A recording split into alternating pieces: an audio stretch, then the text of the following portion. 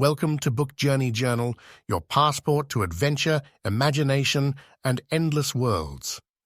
Join us as we embark on a thrilling voyage through the realms of literature, where every page turns into a new chapter of discovery. Whether you're an avid bookworm, a casual reader, or simply curious about the wonders of the written word, you've come to the right place.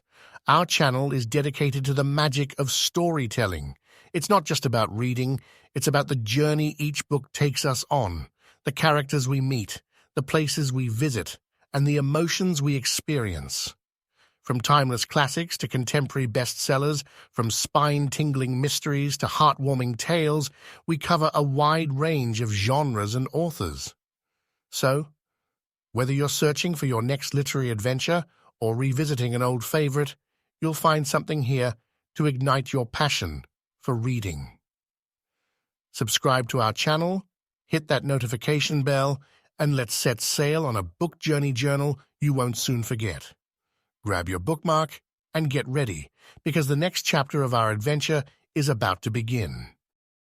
JKRowling's Harry Potter and the Philosopher's Stone is a literary phenomenon that has captured the hearts of readers worldwide.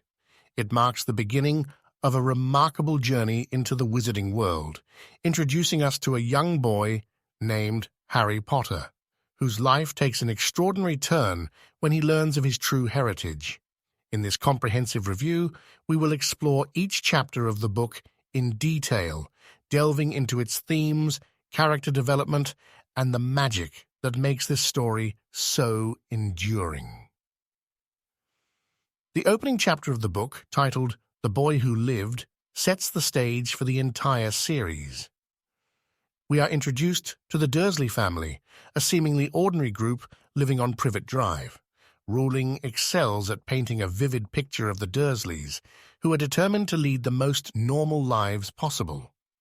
This chapter establishes the tone of the Dursleys' aversion to anything strange or out of the ordinary. As the Dursleys go about their daily lives, strange events start to unfold, marking the beginning of Harry's journey into the magical world. Rowling's skillful foreshadowing creates a sense of curiosity and intrigue in the reader. The appearance of Professor McGonagall and Hagrid, two magical characters, injects a dose of enchantment into the narrative. The revelation of Harry's true identity as the boy who lived and the tragic fate of his parents at the hands of Voldemort adds depth and emotional weight to the story. This chapter not only introduces us to the central characters, but also lays the groundwork for the overarching themes of love, loss, and destiny that will resonate throughout the series. In Chapter 2, The Vanishing Glass, we delve deeper into Harry's life with the Dursleys. This chapter explores the mistreatment and neglect Harry experiences at the hands of his aunt, uncle, and cousin Dudley. Rowling's portrayal of Harry's isolation and longing for connection is poignant and relatable. The introduction of the concept of magic as something mysterious and beyond Harry's reach further piques our interest. We witness Harry's first encounter with the supernatural when he makes the glass at the zoo disappear, unknowingly using his innate magical abilities. Rowling skillfully weaves in elements of the magical world, such as the mention of witches and wizards and the appearance of the mysterious letters addressed to Harry. These subtle hints build anticipation and set the stage for Harry's journey of self-discovery. Chapter 3, The Letters from No One, intensifies the mystery surrounding Harry's true identity. The relentless barrage of letters addressed to Harry, despite the Dursleys' attempts to prevent him from receiving them, adds a sense of urgency to the narrative. Harry's growing frustration and curiosity mirror the reader's desire for answers. Rowling's ability to convey Harry's emotions and inner turmoil is a testament to her skill as a storyteller. We empathize with Harry's yearning for something more, for a connection to a world he knows nothing about. The arrival of Hagrid, the keeper of keys and grounds at Hogwarts, is a pivotal moment in this chapter. Hagrid's larger-than-life personality and genuine warmth instantly endear him to both Harry and the reader. His revelation of Harry's true heritage and the existence of the magical world is a moment of profound significance. In Chapter 4, The Keeper of the Keys, we are whisked away from the Dursleys and introduced to the enchanting world of Diagon Alley. Rowling's vivid descriptions bring this hidden magical shopping district to life, from the bustling streets to the quirky shops like Ollivander's wand shop. Harry's awe and wonder at this new world mirror our own as readers. We experience the thrill of his first wand selection, a pivotal moment that foreshadows his future as a wizard. Hagrid's guidance and mentorship play a crucial role in helping Harry navigate this unfamiliar territory. Rowling's attention to detail in world-building shines in this chapter as we explore Gringotts Wizarding Bank and learn about the wizarding currency, galleons, and sickles. These small but significant details contribute to the richness of the magical universe she has created. Chapter 5. Diagon Alley continues to immerse us in the enchanting world of wizardry as Harry and Hagrid embark on their shopping spree. This chapter showcases Rowling's talent for creating a sense of wonder and whimsy, from the quirky characters they encounter to the magical creatures in the pet store. The introduction of the Hogwarts Express, the train that will take Harry to his new school, adds an element of excitement and anticipation. We witness Harry's first interactions with other wizarding children, including Ron Weasley and Hermione Granger, who will become his closest friends. Rowling's character development shines in this chapter as we see the stark contrast between Harry's previous life with the Dursleys and the sense of belonging he begins to experience in the magical world. The chapter ends with Harry's departure for Hogwarts, marking a significant turning point in his journey. Chapter 6. The journey from Platform 9 3/4 takes us on a magical train ride to Hogwarts, where Harry's adventure truly begins.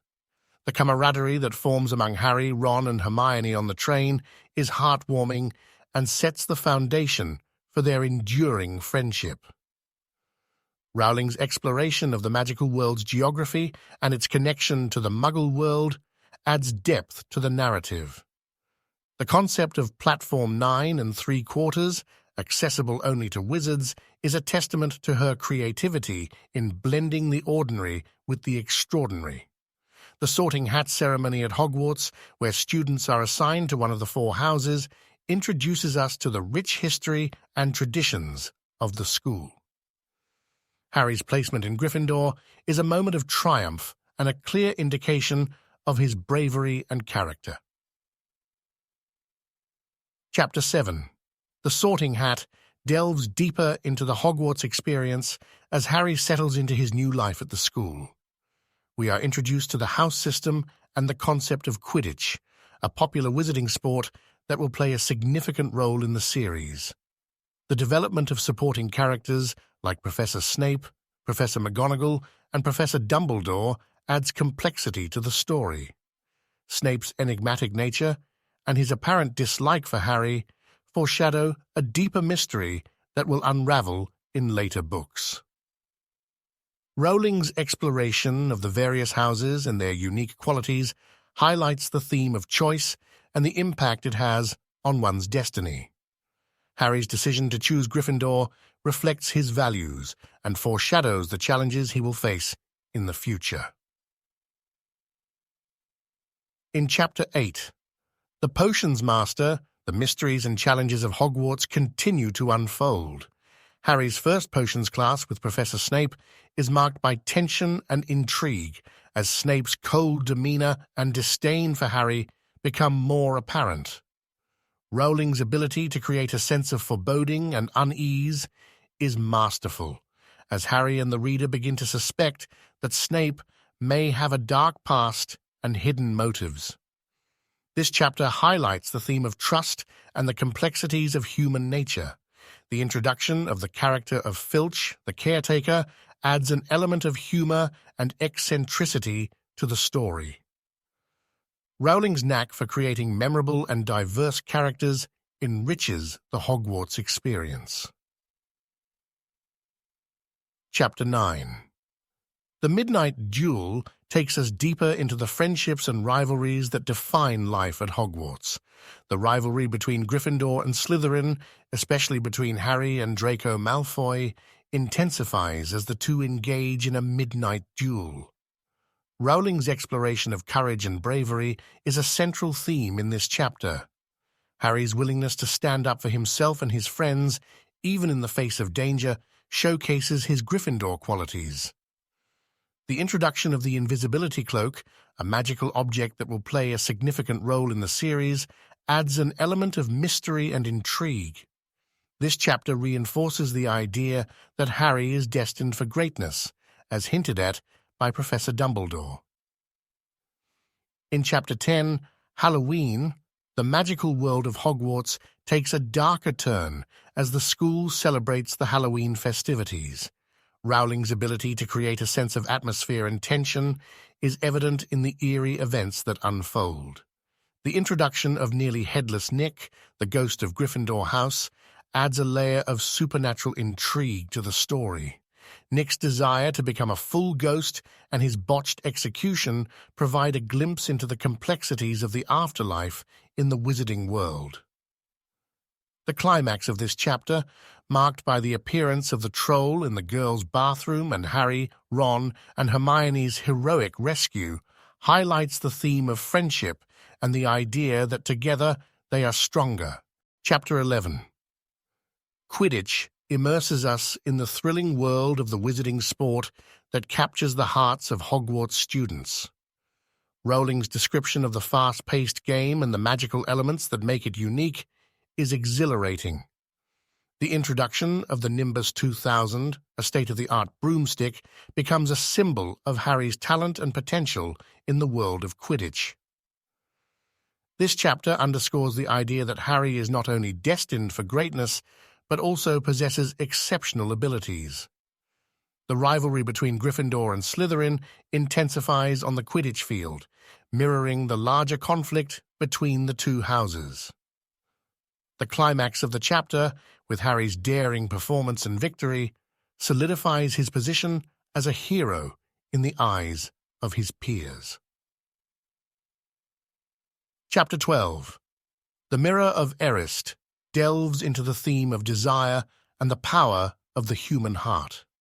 Harry's discovery of the Mirror of Erist, which shows the deepest desires of the heart, leads him to confront his longing for his deceased parents. Rowling's exploration of Harry's emotional journey is deeply moving as he grapples with the loss of his family and the desire for a connection he has never known. Dumbledore's wise counsel about the mirror's seductive nature adds depth to the narrative. The revelation that the Sorcerer's Stone, a powerful magical object with the potential to grant immortality, is hidden at Hogwarts, sets the stage for the book's climax. Harry's determination to protect the stone and the school foreshadows the challenges he will face in the final chapters. In Chapter 13, Nicola Flamel, the mystery of the Sorcerer's Stone, deepens as Harry and his friends learn about its creator, Nicola Flamel. Rowling's ability to blend historical elements with the fantastical adds depth to the magical world. The introduction of Fluffy, the three-headed dog guarding the Sorcerer's Stone, creates a sense of danger and urgency. The trio's determination to uncover the truth and protect the stone showcases their bravery and loyalty. Rowling's use of foreshadowing becomes more pronounced as the story nears its climax. The revelation that Professor Snape may be trying to steal the stone adds a layer of intrigue and suspense. Chapter 14. Norbert the Norwegian Ridgeback introduces a new element of danger as Hagrid's illegal dragon egg hatches, leading to a series of daring and risky actions by Harry, Ron, and Hermione. Rowling's portrayal of the challenges and consequences of their actions highlights the theme of responsibility and the idea that choices have consequences. The bond between the three friends is further strengthened as they face adversity together. The introduction of Charlie Weasley, Ron's older brother and a dragon expert, adds depth to the Weasley family and hints at the larger wizarding world beyond Hogwarts. Chapter 15. The Forbidden Forest takes us into the heart of darkness as Harry, Ron, Hermione, and Draco Malfoy venture into the Forbidden Forest as part of their detention. Rowling's ability to create a sense of foreboding and danger is palpable as the group encounters magical creatures and uncovers a sinister plot. The introduction of centaurs and their enigmatic wisdom adds depth to the magical creatures of the forest. Hagrid's involvement in the plot and his willingness to protect the trio showcases his loyalty and love for his students. The climax of the chapter, with the revelation of Voldemort's plan to obtain the Sorcerer's Stone, sets the stage for the final confrontation. Harry's determination to prevent Voldemort's return highlights his heroic qualities. Chapter 16.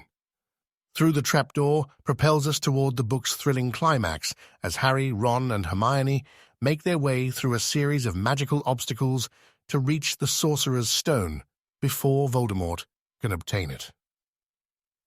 Rowling's skillful use of suspense and tension keeps the reader on the edge of their seat as the trio faces challenges that test their courage and intelligence. The use of chess as a life-size puzzle adds an element of strategy and bravery. The revelation that Professor Quirrell, whom we had previously dismissed as a timid and bumbling character, is working for Voldemort is a shocking twist. Rowling's ability to subvert expectations and keep the reader guessing is a hallmark of her storytelling. In the final chapter, The Man with Two Faces, the tension reaches its peak as Harry confronts Professor Quirrell and Voldemort in the underground chambers of Hogwarts. Rowling's ability to build anticipation and create a sense of urgency is masterful.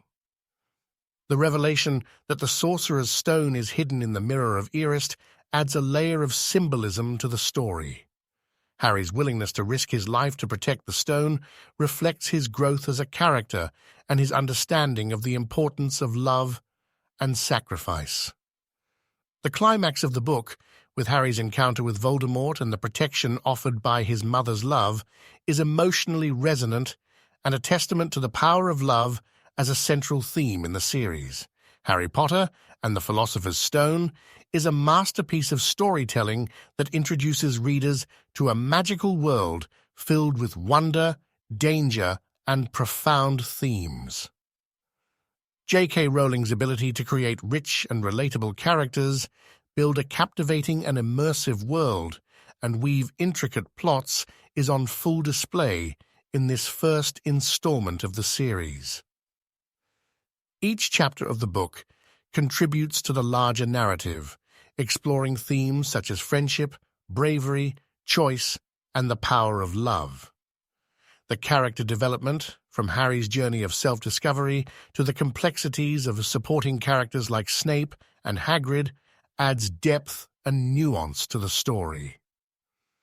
As we reach the conclusion of this review, it is clear that Harry Potter and the Philosopher's Stone is not just a children's book, but a timeless work of literature that continues to enchant readers of all ages. It sets the stage for the epic journey that will unfold in the subsequent books, making it a must-read for anyone seeking a magical adventure filled with heart, soul, and endless possibilities.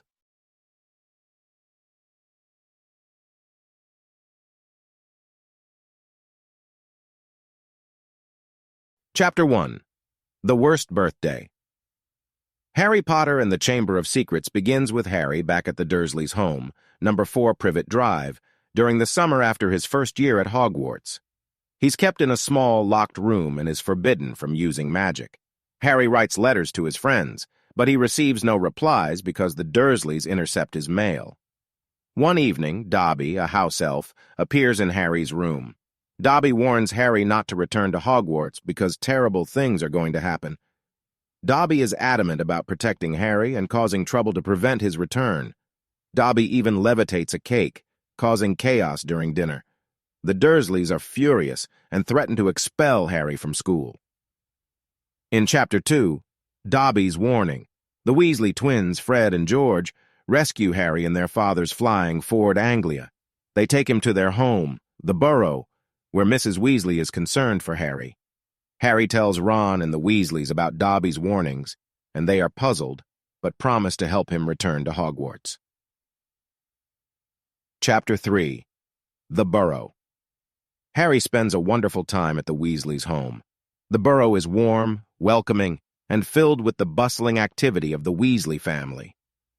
Mr. Weasley arrives home from work at the Ministry of Magic and is surprised to find Harry there. He discusses his concerns about the misuse of magic and anti-Muggle sentiment with Harry.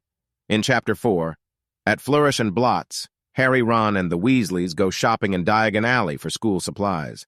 They visit Flourish and Blott's for textbooks, where they encounter Gilderoy Lockhart, a famous wizard and author. Lockhart is signing copies of his books and impressing the crowd with his charm, but Harry is skeptical of his arrogance. Harry ends up buying Lockhart's book for defense against the dark arts. While in the bookstore, Harry hears a strange, eerie voice that no one else seems to hear. The voice warns of the Chamber of Secrets being opened and threatens those who are not pure-blood wizards. Harry is deeply troubled by this message, but doesn't understand its meaning. Chapter 5. The Whomping Willow. Back at the Burrow, preparations for the upcoming school year continue. Ron's younger sister, Ginny, is going to Hogwarts for the first time and is nervous. The Weasleys travel to Platform 9 3/4 at King's Cross Station to catch the Hogwarts Express. At the station, Harry and Ron can't get through the magical barrier to the platform with their trolley. In desperation, they use Mr. Weasley's flying Ford Anglia to get to Hogwarts, resulting in a risky and eventful journey. Harry and Ron arrive at Hogwarts in the damaged Ford Anglia in Chapter 6, Gilderoy Lockhart. They are spotted by Professor Snape, who is furious and punishes them. The students are introduced to Gilderoy Lockhart, their new defense against the dark arts teacher. Lockhart is charismatic but egotistical, and he announces that he'll be teaching them practical defense with a touch of celebrity. Harry, Ron, and Hermione also learn that Hagrid has been released from Azkaban after being wrongly accused of opening the Chamber of Secrets 50 years ago. In Chapter 7, Mudbloods and Murmurs, the school year gets underway with a dueling club organized by Lockhart. Harry, Ron, and Hermione attend, and Harry impresses the crowd with his Parseltongue ability when he talks to a snake during the duel. However, the event takes a dark turn when Draco Malfoy and Justin Finch Fletchley, a Muggle-born student, engage in a duel that results in the snake being released and nearly attacking Justin. Rumors of the Chamber of Secrets being opened again start circulating, and many students are frightened. The term mudblood, a derogatory term for Muggle-borns, is found scrawled on a wall. Chapter 8. The Death Day party starts with nearly headless Nick, the ghost of Gryffindor House, invites Harry, Ron, and Hermione to his Death Day party, which celebrates the anniversary of his death as a ghost. The party takes place in the dungeons of Hogwarts and is attended by other ghosts. During the party, they overhear Moaning Myrtle, a ghost who haunts the girls' bathroom, lamenting her own death. Myrtle's bathroom is said to be haunted by the ghost of the student who opened the Chamber of Secrets 50 years ago. In Chapter 9, The Writing on the Wall. The tension at Hogwarts escalates as more messages appear on the walls, threatening Muggle-born students. The writing is done in blood, and the message is clear. The Chamber of Secrets has been opened, and it's targeting Muggle-borns. Filch's cat, Mrs. Norris, is found petrified near one of the messages. Hermione becomes obsessed with researching the Chamber of Secrets and its history, spending all her time in the library. Harry and Ron try to stop her, fearing she's overexerting herself.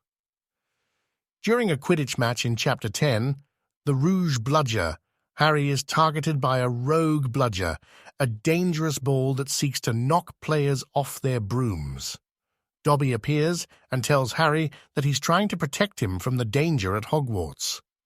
Dobby also reveals that he's the one who stopped the barrier at King's Cross, causing Harry and Ron to miss the train. Dobby's interference puts Harry in danger during the match, but he manages to catch the snitch and win the game.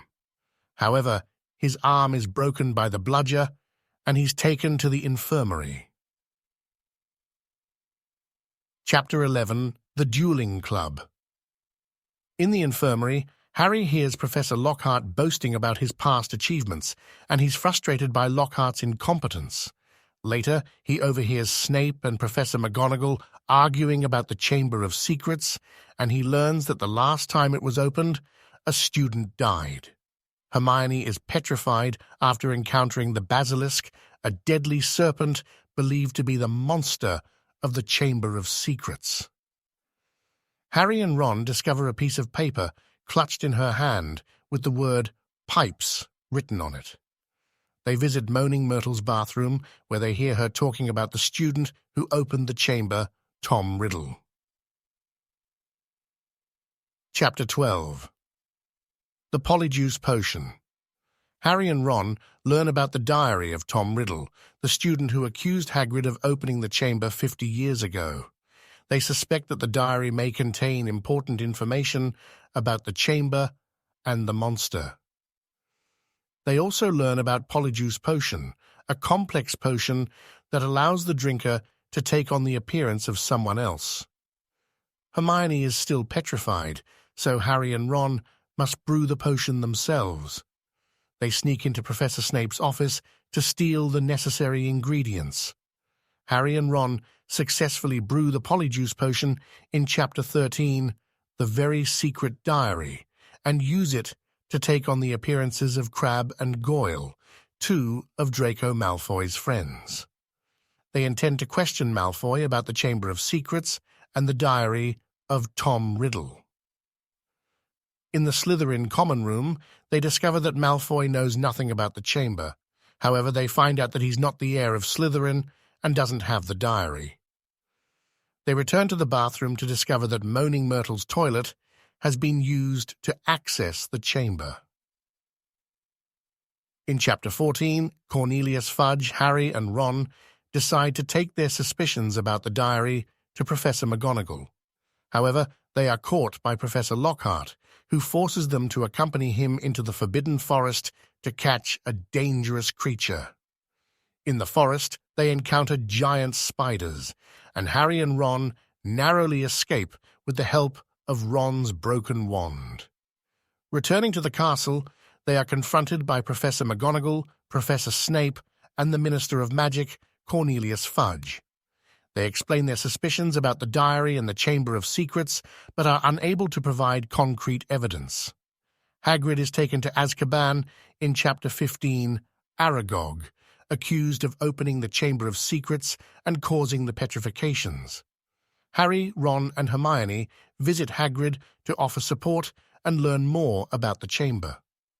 Hagrid insists he's innocent and mentions a creature called Aragog, which lives in the Forbidden Forest. Harry and Ron decide to investigate Aragog and the creature's connection to the chamber. They find Aragog and learn that he's not the monster of the chamber, but an acromantula, a giant spider. Aragog also reveals that Hagrid is innocent, and the monster of the chamber is something else. In Chapter 16, The Chamber of Secrets. Harry and Ron piece together the information they've gathered and conclude that Moaning Myrtle was the student who died 50 years ago when the chamber was last opened. They realize that she died in the girls' bathroom and was likely the victim of the monster. With this revelation, Harry and Ron rush to find Hermione, who is still petrified in the infirmary. They discover that she's holding a piece of paper with the word basilisk written on it. Chapter 17. The Heir of Slytherin. Harry and Ron understand that the monster in the Chamber of Secrets is a basilisk, a deadly serpent that can petrify or kill with its gaze. They learn that the entrance to the chamber is located in Moaning Myrtle's bathroom. They rush to the bathroom and use Parseltongue, Harry's ability to speak to snakes, to open the entrance. They enter the chamber, and Harry faces Tom Riddle, preserved in a diary. Riddle reveals that he's a memory preserved in the diary and that Ginny Weasley has been possessed by him. Harry confronts Tom Riddle and the Basilisk in the final chapter called Dobby's Reward. With the help of Fawkes, Dumbledore's loyal Phoenix, he defeats the Basilisk and destroys the diary, which holds Riddle's memory and power. Ginny is saved, and the petrified victims are restored. Back in the real world, Dobby the house elf reveals that he is a free elf, having been given a sock by Harry. Dobby is grateful for his freedom and is no longer bound to serve the Malfoy family. The school year ends on a positive note, and Harry returns to the Dursleys' home for the summer. He is happy to leave the magical world behind for a while, but looks forward to returning to Hogwarts for his third year. Harry Potter and the Chamber of Secrets is a thrilling continuation of Harry's adventures at Hogwarts. It introduces new mysteries, magical creatures, and challenges for our young hero. The book also delves into the history of Hogwarts and uncovers the dark secrets hidden within its walls. As Harry grows and matures, he faces even greater dangers and begins to understand the complexity of the Wizarding World.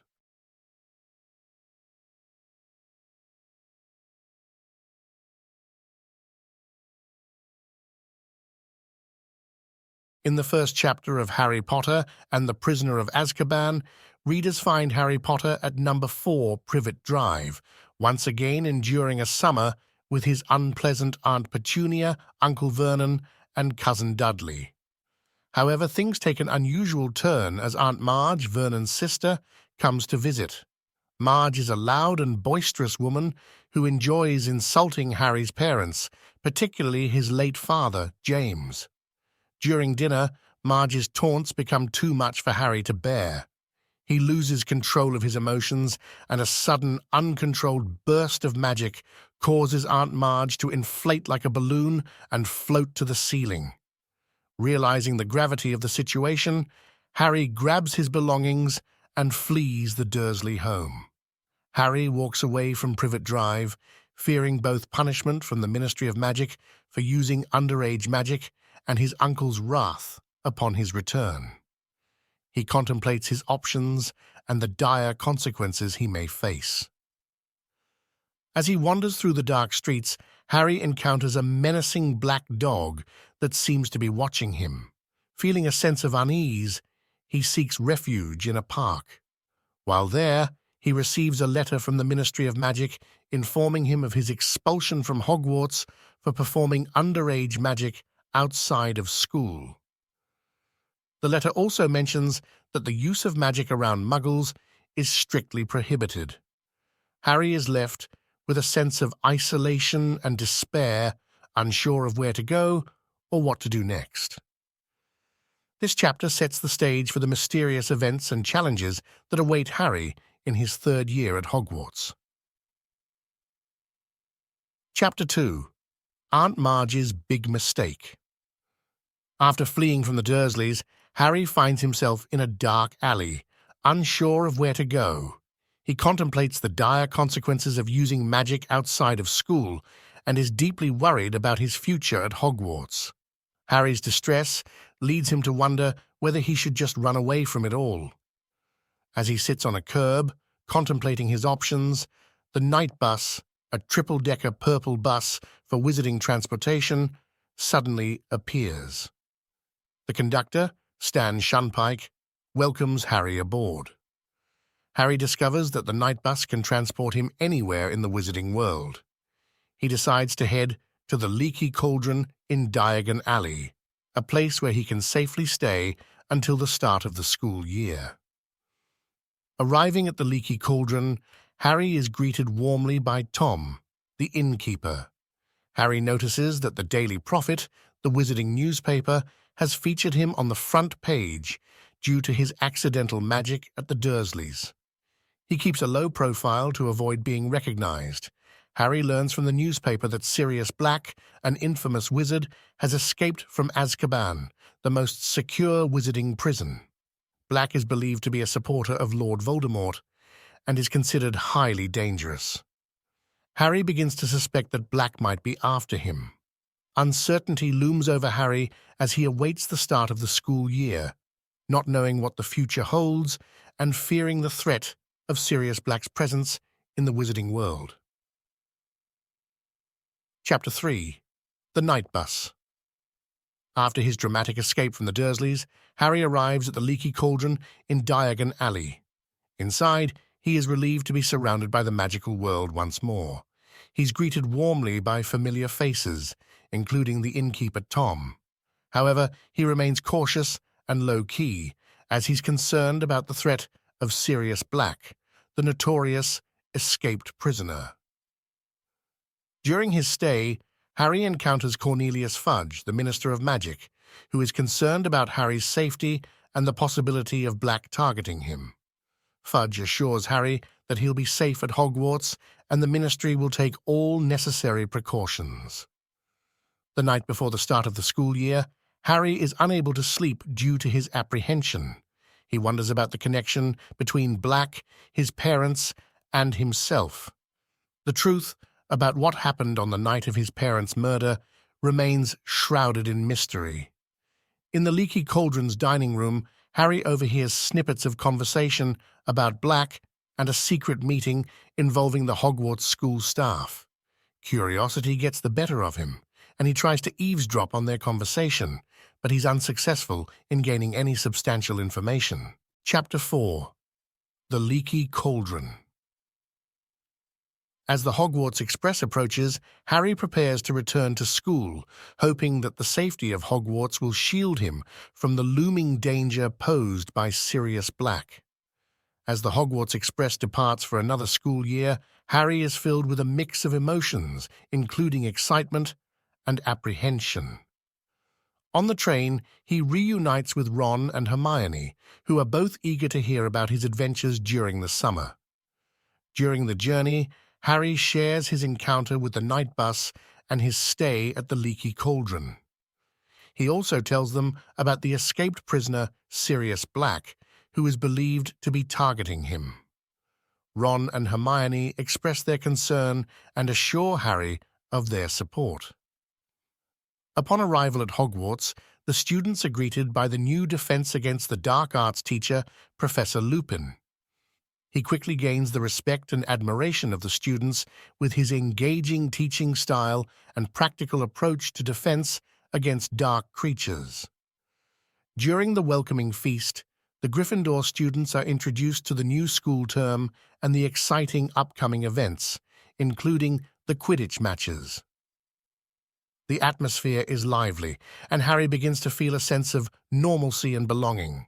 However, Harry's worries about Sirius Black still linger in the background. As the school year progresses, he remains vigilant and cautious, knowing that the threat is far from over. The story continues to unfold as Harry, Ron, and Hermione navigate the challenges and mysteries of their third year at Hogwarts. Chapter 5. The Dementor. As the school year progresses, the presence of Dementors becomes a chilling reality at Hogwarts.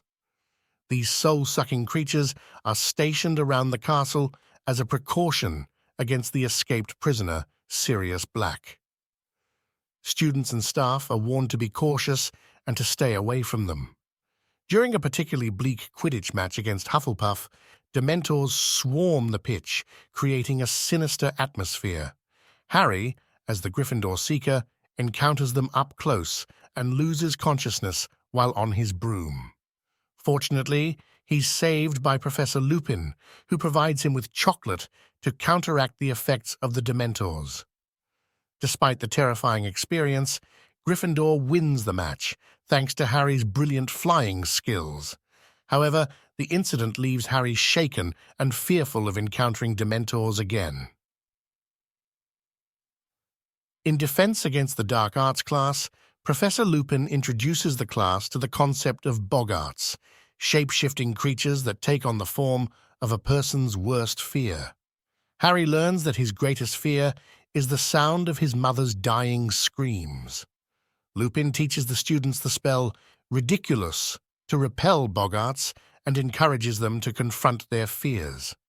Harry's determination to overcome his fear of Dementors intensifies, and he is eager to learn the Patronus charm, which can repel these creatures.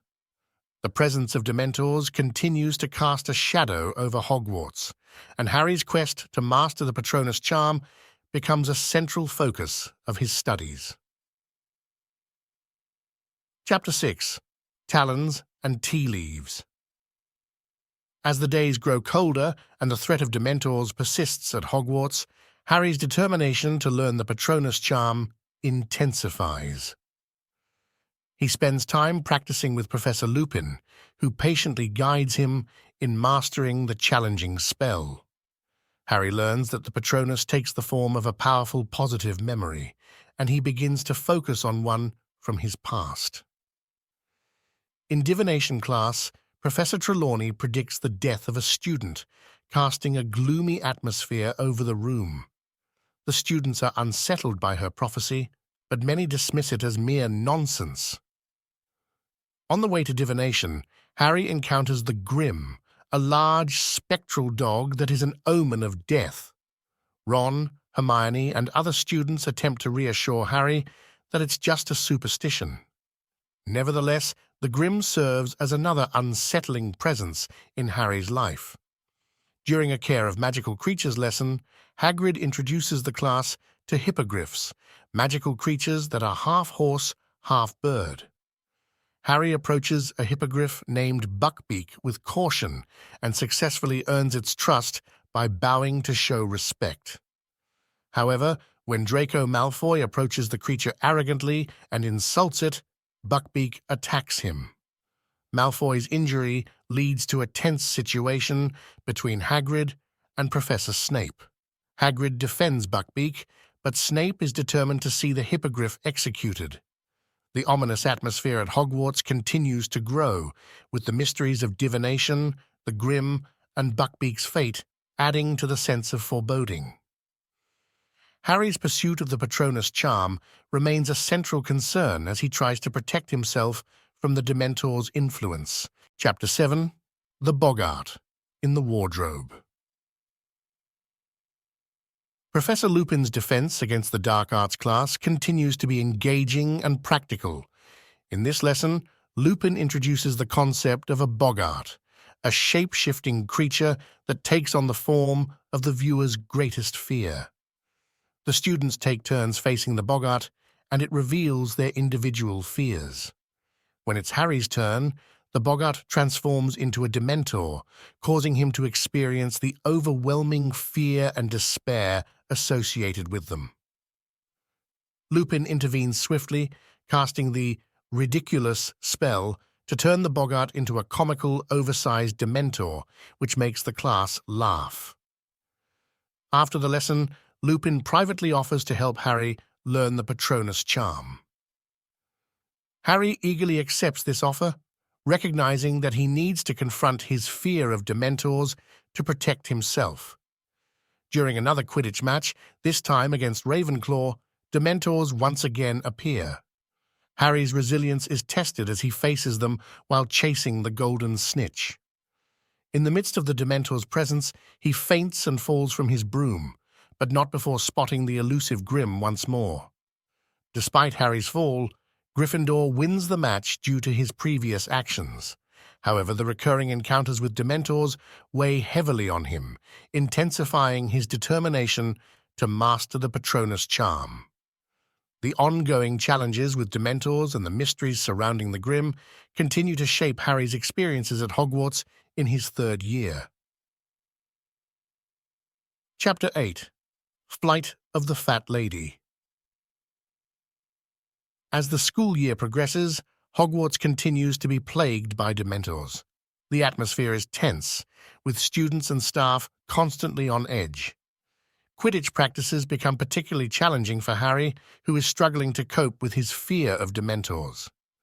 In a surprising turn of events, Gryffindor is awarded the Quidditch Cup due to the consistent success of the team. However, celebrations are subdued as the threat of Sirius Black and the sinister Dementors looms. Amidst the turmoil, the students anxiously prepare for their end-of-year exams. Hermione is particularly focused on her studies and helps Harry and Ron with their revision schedules. Despite the stress, the trio manages to find moments of camaraderie and humor. The ongoing presence of the Grim, the Dementors, and the impending exams create a sense of unease at Hogwarts. Harry's determination to learn the Patronus charm intensifies as he understands that his ability to repel Dementors is crucial for his safety and the safety of those around him. Chapter 9. Grim Defeat. Tensions at Hogwarts rise as the end-of-year exams approach. Students are preoccupied with revising their subjects, but Harry, Ron, and Hermione are also consumed by the mystery surrounding Sirius Black and the Grim. Harry continues his Patronus lessons with Professor Lupin, practicing diligently to conquer his fear of Dementors. In the midst of exam preparations, Draco Malfoy further escalates hostilities by taunting Hagrid about Buckbeak's impending execution. Hagrid is devastated by the impending loss of his beloved Hippogriff. The trio's suspicions about Scabbers, Ron's pet rat, grow. Hermione's cat, Crookshanks, continues to target Scabbers, fueling Ron's frustration. Tensions between Ron and Hermione reach a breaking point when they have a heated argument. In defense against the dark arts class, Professor Snape takes over for Professor Lupin and attempts to teach the students about werewolves. Harry is suspicious of Snape's intentions and questions why Lupin is absent. The combination of exams, interpersonal conflicts, and looming threats makes for a challenging end to the school year, leaving the trio with a sense of unease and uncertainty about the future. Chapter 10. The Marauder's Map. Harry receives a mysterious gift, the Marauder's Map, a magical document that reveals the layout of Hogwarts Castle, including secret passages and the movements of everyone within it. With the map, Harry can easily sneak around the school unnoticed.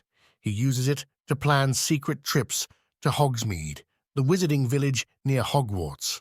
Professor Snape becomes suspicious of Harry's frequent disappearances and catches him with the map. Snape demands to know how Harry got it, but confiscates it without an answer. Harry fears the map will reveal his unauthorized visits to Hogsmeade. The Marauder's Map continues to play a central role in Harry's adventures, helping him navigate the castle's hidden passages and avoid trouble. The map also leaves Harry curious about its creators, who went by the nicknames Moony, Wormtail, Padfoot, and Prongs. As the year progresses, Harry's connection to these mysterious figures becomes clearer, and he realizes they may hold the key to uncovering the truth about Sirius Black's past. This chapter marks another intriguing development in Harry's third year at Hogwarts. Chapter 11. The Firebolt. A mysterious gift arrives for Harry. A firebolt, the fastest broomstick in the world. The broom, though thrilling, raises suspicions about its source and safety. Hermione, concerned for Harry's safety, reports it to Professor McGonagall. This leads to a heated argument between Hermione and Ron. Harry is caught in the middle, but continues to practice on the firebolt and excels in Quidditch matches. The firebolt becomes a symbol of his skill and growing reputation as a Quidditch player. As the year progresses, Harry remains cautious about who sent him the firebolt and what it might mean for his safety in a school plagued by Dementors and the looming threat of Sirius Black. Chapter 12. The Patronus Professor Lupin continues Harry's Patronus lessons to help him repel Dementors. Harry's determination to learn the powerful spell grows as he practices with the Boggart Banishing spell. During one lesson, Harry experiences a vivid memory of his happiest moment, when he was at Hagrid's hut and received his acceptance letter to Hogwarts. This memory helps him produce a Patronus, taking the form of a bright stag. The Patronus is a crucial defense against Dementors, and Harry's progress in mastering it brings a sense of relief. He realizes that his ability to conjure a Patronus is essential not only for his own protection, but also for safeguarding others from the debilitating effects of Dementor's presence. Chapter 13. Gryffindor versus Ravenclaw. As the school year progresses, the students at Hogwarts become consumed by their studies and exams. However, there's a bright spot as the Quidditch season reaches its peak.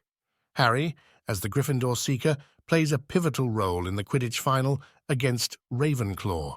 The match is intense, and despite the presence of Dementors, Harry manages to stay focused on the game. In a dramatic and action-packed match, Harry catches the golden snitch, securing the Quidditch Cup for Gryffindor once again. The victory is a welcome relief from the ongoing tension caused by the threat of Sirius Black and the sinister Dementors. The celebration, after the Quidditch victory, lifts spirits at Hogwarts, offering a moment of joy and unity amidst the challenges and mysteries of the school year. Chapter 14. Snape's grudge tensions escalate at Hogwarts as the end of the school year approaches. Hagrid's hearing before the Committee for the Disposal of Dangerous Creatures doesn't go well. Buckbeak, the Hippogriff, is sentenced to death, devastating Hagrid. Meanwhile, Professor Snape continues to harbor a deep grudge against Harry. Snape is convinced that Harry's father, James Potter, was responsible for Snape's humiliation during their school days. This grudge fuels Snape's hostility toward Harry and clouds his judgment. As the students prepare for their final exams, the atmosphere at Hogwarts remains somber due to Buckbeak's impending execution, Snape's bias, and the looming threat of Sirius Black. The end of the school year is fraught with uncertainty and unease. Chapter 15. The Quidditch Final. The Quidditch season reaches its climax with the final match between Gryffindor and Slytherin. Harry, despite his fear of Dementors, leads Gryffindor as the Seeker. The game is intense, and the presence of Dementors adds to the pressure.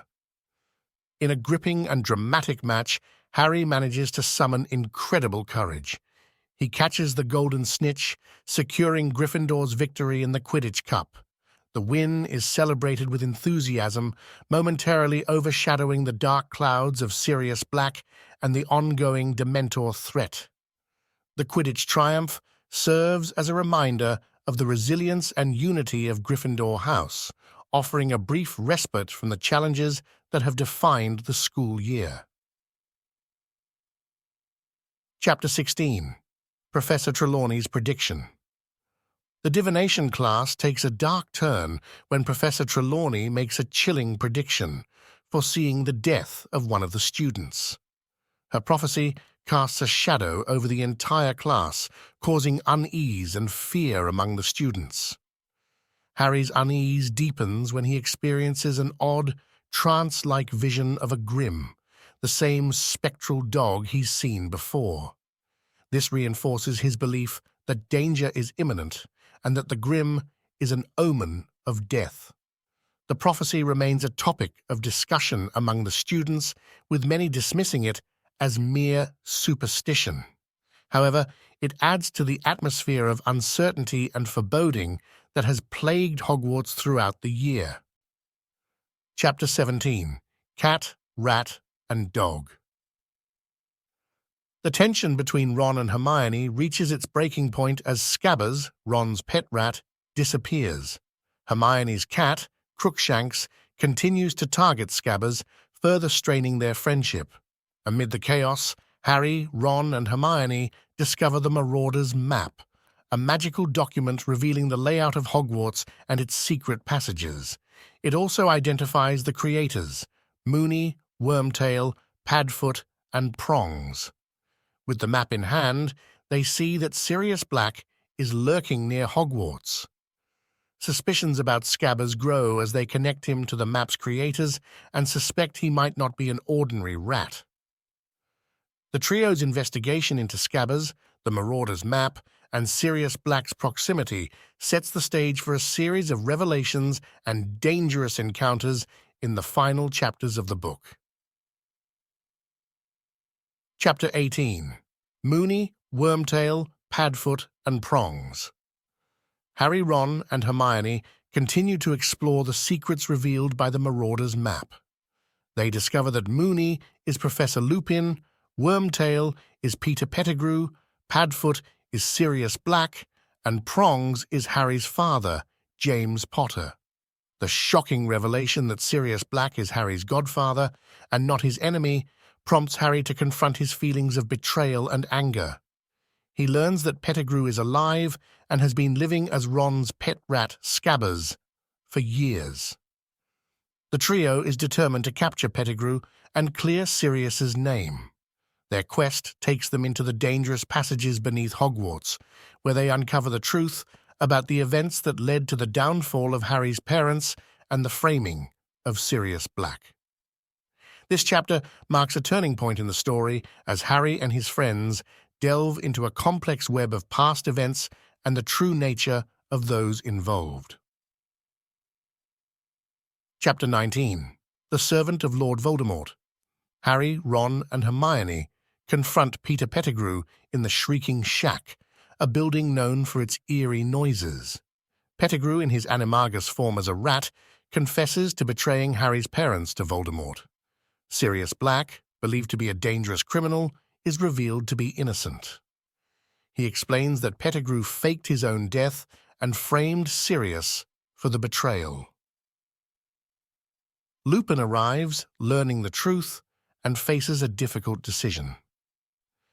As the friends argue over Pettigrew's fate, the full moon rises and Lupin transforms into a werewolf.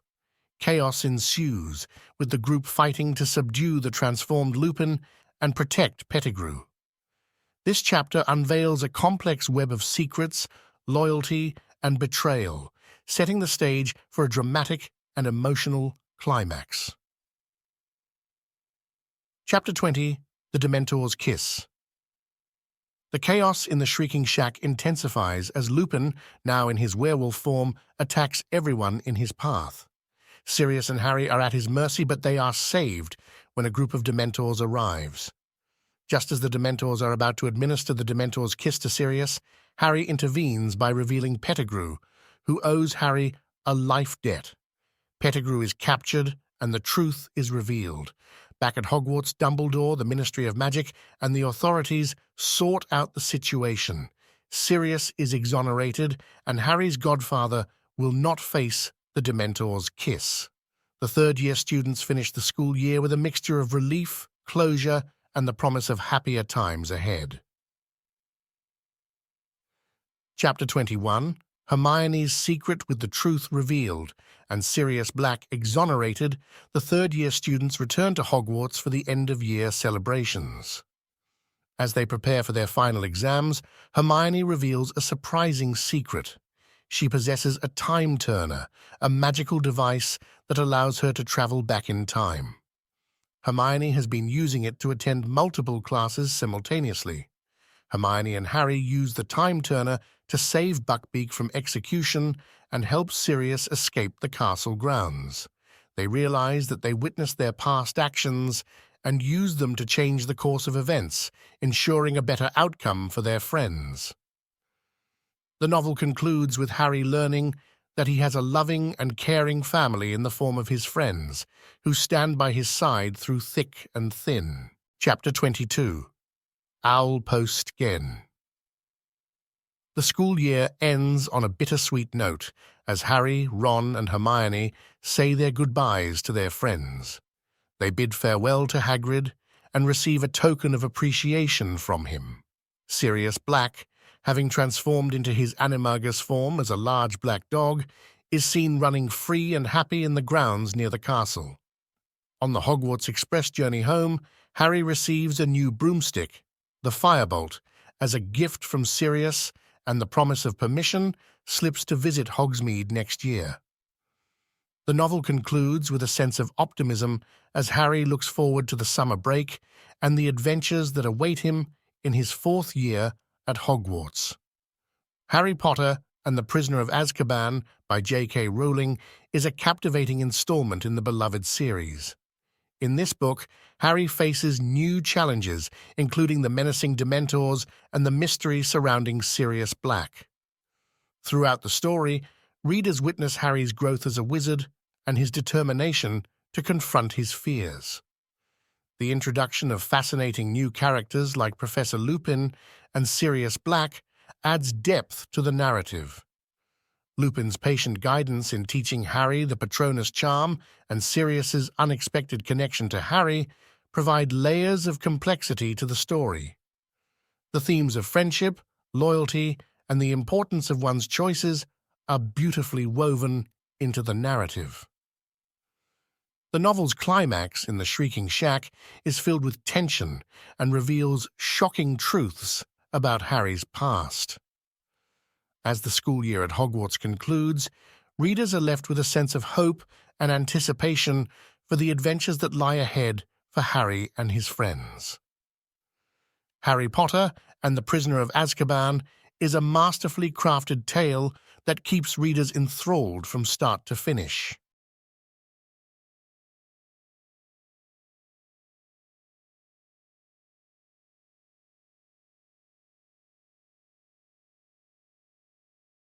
Harry Potter and the Goblet of Fire. Chapter 1, The Riddle House, sets a gripping tone for Harry Potter and the Goblet of Fire. It opens with a chilling encounter at the dilapidated Riddle House, immediately establishing an aura of mystery and foreboding. The inexplicable death of the Riddle family introduces an enigmatic subplot, alluding to dark forces at play. This chapter masterfully engages readers' curiosity, inviting them deeper into a world where the past and present intertwine. It effectively teases the resurgence of Lord Voldemort, foreshadowing the ominous events to come. J.K. Rowling's storytelling prowess shines, instantly captivating readers and setting the stage for an enthralling journey. Chapter 2. The Scar intensifies the intrigue of Harry Potter and the Goblet of Fire. Harry's lightning bolt scar tingles with pain, serving as an eerie harbinger of trouble. This chapter expertly conveys the ominous return of Lord Voldemort, injecting a sense of urgency into the story. It illustrates the emotional toll on Harry as he grapples with his unique connection to the Dark Wizard. J.K. Rowling's storytelling finesse shines through as she deftly blends the supernatural with the everyday, immersing readers in a world where danger lurks just beneath the surface. The Scar is a compelling continuation of a gripping narrative. Chapter 3, The Invitation, in Harry Potter and the Goblet of Fire, offers a refreshing change of pace. It unfolds with Harry receiving an unexpected invitation to the Quidditch World Cup, offering readers a delightful glimpse into the vibrant world of wizarding sports.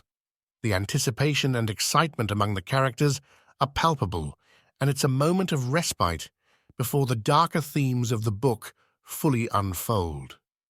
J.K. Rowling artfully balances the magical and mundane aspects of her universe, making even a sporting event feel enchanting.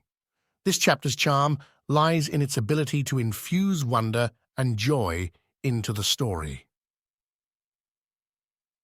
Chapter 4, Back to the Burrow, in Harry Potter and the Goblet of Fire, warmly welcomes readers back to the Weasley family's charming home. The Weasleys' rescue of Harry from the Dursleys is a heartwarming display of their unwavering friendship. J.K. Rowling's knack for creating endearing and relatable characters shines as we're reacquainted with the quirky but lovable Weasley clan. This chapter serves as a reminder of the importance of love and camaraderie amidst the ever-present backdrop of danger in the wizarding world. It's a comforting return to familiar faces setting the stage for more adventures and challenges to come. Chapter 5, Weasley's Wizard Wheezes, adds a delightful layer of whimsy to Harry Potter and the Goblet of Fire.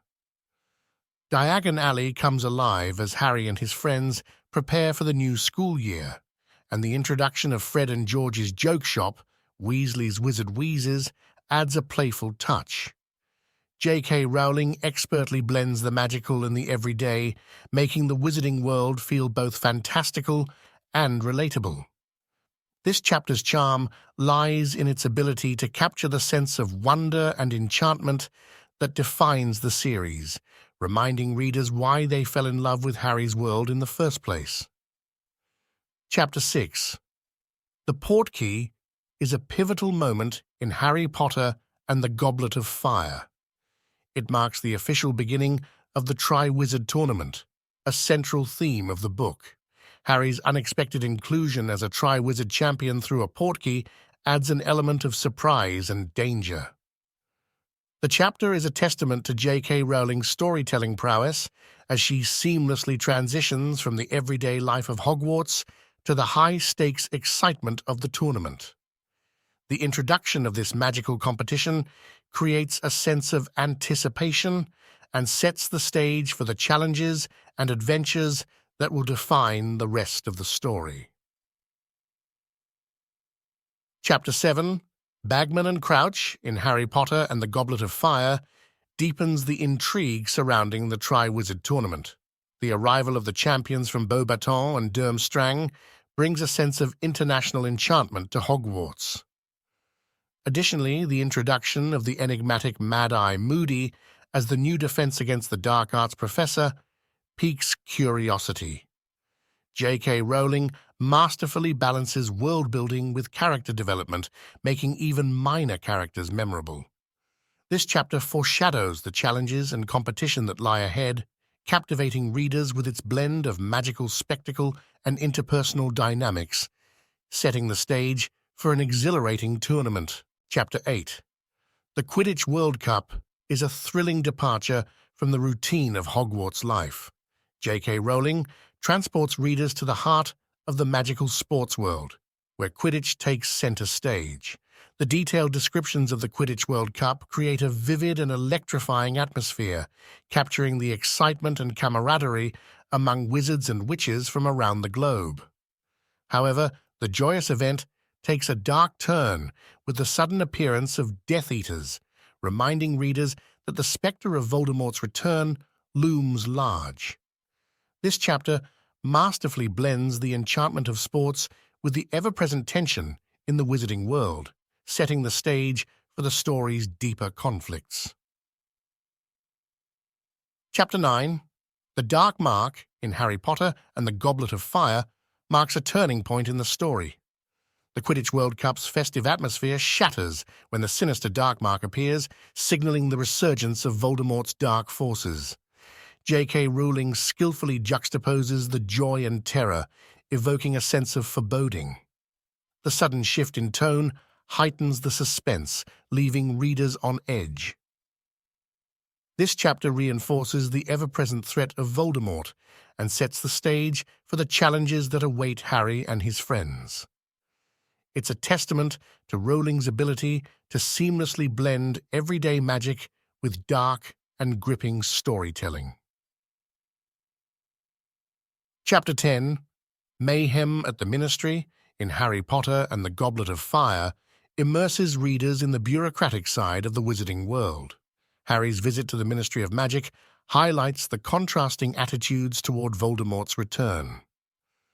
While Arthur Weasley's dedication to uncovering the truth is commendable, the stubborn denial of Cornelius Fudge creates palpable tension. J.K. Rowling expertly portrays the frustration and urgency of the situation, emphasizing the gravity of Voldemort's resurgence. This chapter serves as a reminder that the battle between good and evil extends beyond the adventures at Hogwarts, foreshadowing the challenges that lie ahead for Harry and his allies. Chapter 11. Aboard the Hogwarts Express in Harry Potter and the Goblet of Fire, heralds the return to Hogwarts with a mixture of excitement and apprehension. The interactions among the students from different wizarding schools add depth to the story, highlighting the international scope of the Triwizard Tournament. As tensions rise, this chapter exemplifies J.K. Rowling's skill in crafting relatable teenage experiences, including awkward romantic moments.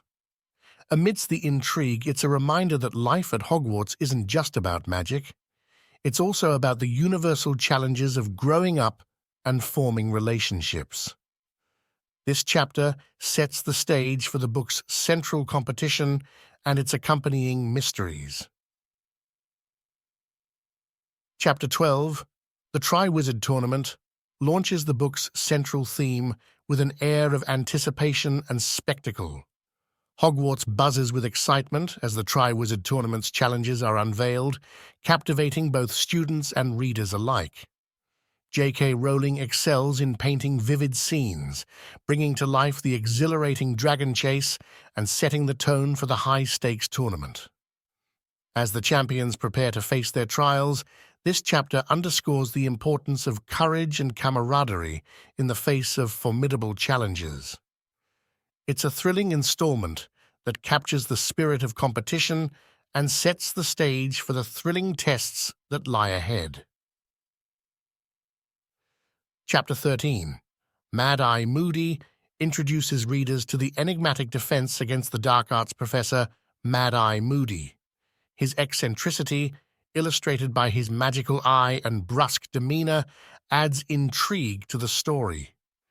J.K. Rowling's character development shines as Harry's relationship with Moody deepens through lessons on dark arts and the unforgivable curses. This chapter deftly combines magical education with a sense of foreboding as the ominous nature of the upcoming Triwizard Tournament becomes increasingly apparent. Moody's role as a mentor figure adds depth to the narrative and piques curiosity about his true intentions. It's another compelling step in the journey of Harry Potter and the Goblet of Fire. Chapter 14, The Unforgivable Curses, delves into the darker aspects of magic in Harry Potter and the Goblet of Fire. Mad-Eye Moody's lessons expose students, including Harry, to the horrifying reality of the unforgivable curses. J.K. Rowling masterfully contrasts the magical wonder of Hogwarts with the stark brutality of these curses. This chapter serves as a stark reminder that the Wizarding World is not immune to the cruelty of dark magic, foreshadowing the challenges that lie ahead in the Triwizard Tournament. It's a chilling installment that deepens the story's complexity and underscores the importance of vigilance in the face of evil. Chapter 15, Beauxbatons and Durmstrang, ushers in a sense of wonder and international intrigue to Harry Potter and the Goblet of Fire. The arrival of students from Beauxbatons and Durmstrang adds a captivating layer to Hogwarts life, introducing new faces and cultures. J.K. Rowling excels in world-building as she fleshes out these unique wizarding schools. The contrast in styles and traditions is a testament to her creativity. This chapter adds depth to the story by highlighting the diversity within the Wizarding World while also emphasizing the competitive spirit of the Triwizard Tournament. It's a captivating interlude before the tournament's challenges intensify. Chapter 16, The Goblet of Fire, in Harry Potter and the Goblet of Fire, is a pivotal moment that sets the stage for the heart of the story. The official announcement of the Triwizard Champions creates shock and suspense when Harry's name is unexpectedly drawn from the goblet. J.K. Rowling masterfully builds tension as the wizarding community grapples with this unprecedented turn of events. The chapter's climax lies in the stunned reactions of Harry, his friends, and the entire Hogwarts community. It's a compelling twist that propels the narrative into a new dimension of challenges and adventures, leaving readers eagerly anticipating what's to come. Chapter 17. The Four Champions in Harry Potter and the Goblet of Fire is a pivotal moment that solidifies the high-stakes nature of the Triwizard Tournament. The official naming of the champions, Harry, Cedric, Victor, and Fleur, cements their roles in the competition, creating a sense of camaraderie and rivalry. JKRowling adeptly balances the excitement and trepidation of the contestants as they prepare for the tournament's challenges. This chapter also underscores the weight of responsibility and the risks involved in facing unknown and dangerous tasks. It sets the stage for the thrilling adventures and trials that will test the champion's mettle. Chapter 18. The Weighing of the Wands in Harry Potter and the Goblet of Fire adds another layer of intrigue to the Triwizard Tournament. The formal inspection of the champion's wands symbolizes the precision and seriousness of the upcoming tasks. J.K. Rowling's attention to detail shines as she explores the customs and traditions of the Wizarding World. This chapter highlights the competition's international scope and the diplomatic intricacies among the participating schools. It's a reminder that the tournament is not just a series of physical challenges, but also a reflection of the political dynamics within the magical community. The anticipation builds as the first task approaches. Chapter 19. The Hungarian Horntail in Harry Potter and the Goblet of Fire delivers a thrilling and heart-pounding start to the Triwizard Tournament's challenges. The Dragon Chase task showcases J.K. Rowling's talent for creating high-stakes, action-packed sequences. Harry's courage and resourcefulness shine as he faces the formidable Hungarian Horntail, making this chapter an adrenaline-fueled highlight. The vivid descriptions and immersive storytelling make readers feel as if they're flying alongside Harry. This chapter is a masterful blend of magical spectacle and character development, setting the bar high for the subsequent tasks and deepening the sense of adventure that defines the series. Chapter 20, the first task in Harry Potter and the Goblet of Fire, is a triumphant follow-up to the thrilling Hungarian Horntail encounter. Harry's daring performance in the first task captivates readers, solidifying his place as a formidable Triwizard champion. J.K. Rowling's storytelling prowess shines as she balances the excitement of the tournament with the personal stakes for Harry and his fellow champions. This chapter underscores the theme of courage and resilience in the face of adversity. It's a moment of triumph that leaves readers eager to see how Harry will navigate the challenges that lie ahead and reinforces the book's central theme of bravery. Chapter 21. The House Elf Liberation Front in Harry Potter and the Goblet of Fire offers a thought-provoking glimpse into the world of house elves. Hermione's impassioned crusade for the rights of these magical creatures introduces a layer of social commentary in the story. J.K. Rowling deftly addresses themes of inequality and freedom while maintaining the whimsy of the Wizarding World. This chapter showcases Hermione's unwavering dedication to justice and hints at the larger issues simmering beneath the surface of the magical community. It adds depth to the story by reminding readers that even in the midst of adventure, important societal issues deserve attention and action. Chapter 22. The Unexpected Task in Harry Potter and the Goblet of Fire is a captivating continuation of the Triwizard Tournament. The prospect of a Yule Ball adds a touch of romance and intrigue to the story, highlighting the characters growing up amidst the magical challenges. J.K. Rowling excels in portraying the mix of excitement and apprehension that accompanies adolescence. This chapter showcases the bonds of friendship and the awkwardness of teenage relationships, making the characters feel relatable and endearing. Amidst the personal developments, the larger mystery of the tournament deepens, setting the stage for the next thrilling task. Chapter 23, The Yule Ball in Harry Potter and the Goblet of Fire is a delightful blend of magical revelry and adolescent awkwardness. As Hogwarts prepares for the Yule Ball, the characters grapple with the challenges of teenage romance, highlighting JKRowling's ability to infuse the fantastical with relatable human experiences. The descriptions of the ball, with its enchanting decorations and elegant attire, create a vivid and enchanting atmosphere. This chapter deepens character development, showing the vulnerability and growth of the protagonists. It's a charming interlude amidst the high-stakes tournament, adding layers of emotion and humor to the story. Chapter 24, Rita Skeeter's Scoop in Harry Potter and the Goblet of Fire is a testament to J.K. Rowling's skill in weaving intricate subplots. The revelation of Rita Skeeter's unscrupulous journalism and her animagus abilities adds an element of intrigue and skepticism to the story. This chapter delves into the power and responsibility of the media, as well as the characters' struggles with fame and reputation. It's a reminder that the Wizarding World, like the real world, is not without its sensationalism and ethical dilemmas. Amidst the glitz and glamour of the Triwizard Tournament, Rowling explores deeper themes that resonate with readers of all ages.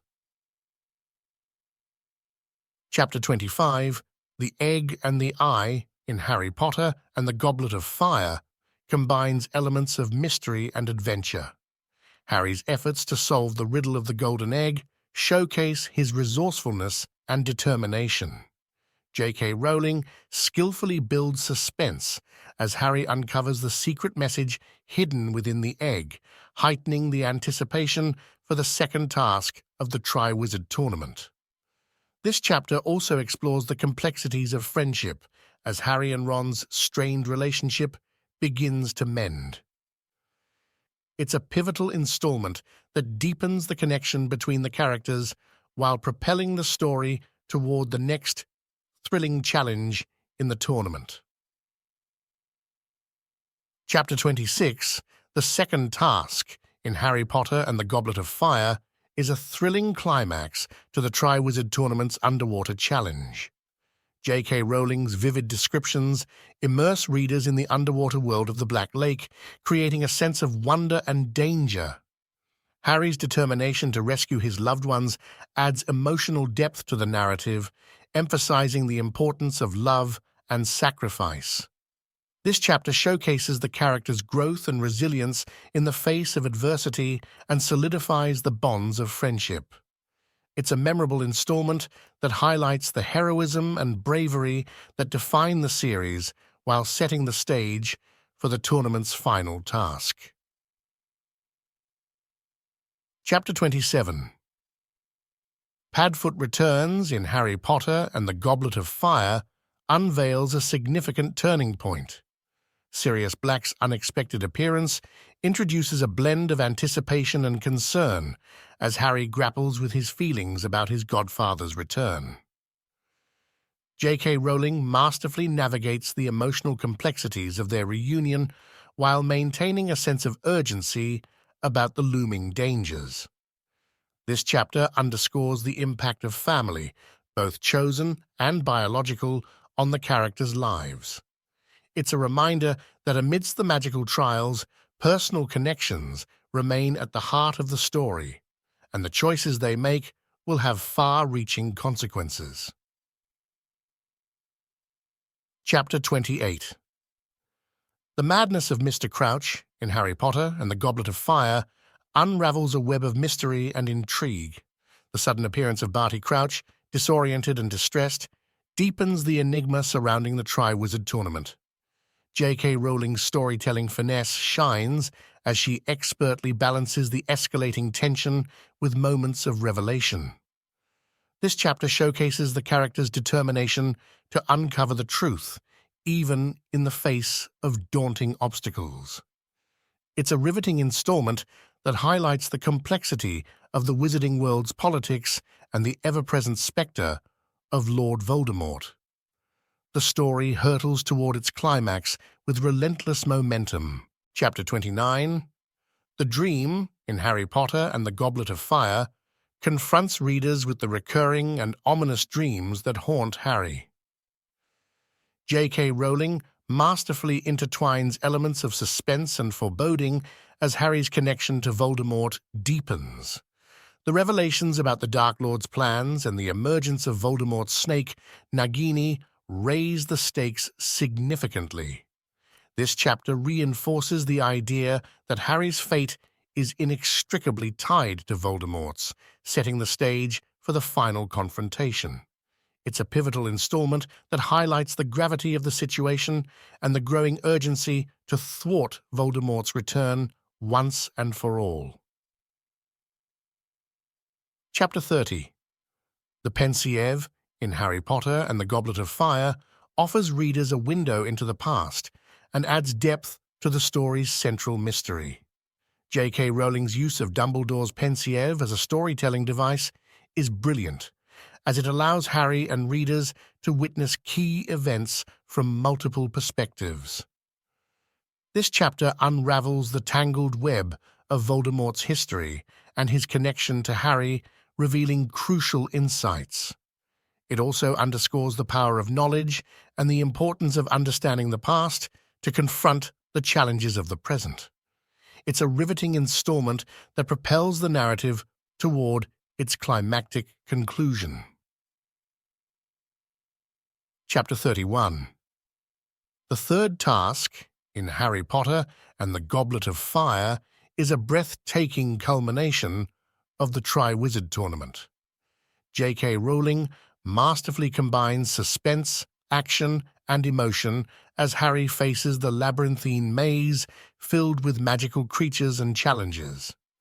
The stakes are higher than ever, with the revelation of Barty Crouch Jr.'s deception adding a layer of treachery. This chapter is a testament to Harry's growth as a wizard and a hero, as well as the unwavering loyalty of his friends. It's a thrilling ride that keeps readers on the edge of their seats, setting the stage for the book's riveting climax. Chapter 32, Flesh, Blood and Bone, in Harry Potter and the Goblet of Fire, is a pivotal turning point in the series. The resurrection of Lord Voldemort is a moment of chilling horror and significance. J.K. Rowling skillfully portrays the sheer malevolence and power of the Dark Lord, creating a sense of dread that permeates the narrative. This chapter is a stark reminder that Voldemort's return is no longer a distant threat, but an immediate reality. Harry's confrontation with Voldemort is a gripping showdown that leaves readers eager to see how the Wizarding World will respond to the resurgence of its greatest adversary. Chapter 33, The Death Eaters, in Harry Potter and the Goblet of Fire, is a harrowing exploration of Voldemort's return and the chaos it unleashes. J.K. Rowling expertly conveys the terror and turmoil that accompany the Dark Lord's resurgence. The arrival of the Death Eaters at the graveyard amplifies the sense of danger and foreboding. This chapter highlights the importance of bravery and unity in the face of overwhelming odds, as Harry's courage and resilience shine through. It's a haunting and intense installment that leaves readers with a deep sense of unease about the challenges that lie ahead in the fight against Voldemort's forces. Chapter 34, Priori Incantatem, in Harry Potter and the Goblet of Fire, delivers a stunning and magical showdown between Harry and Voldemort. J.K. Rowling's storytelling prowess is on full display as she expertly choreographs the Battle of Wands between the two wizards.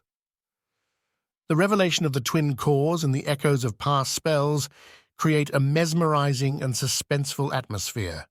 This chapter highlights the power of love and the indomitable spirit of Harry as he manages to escape Voldemort's clutches once again.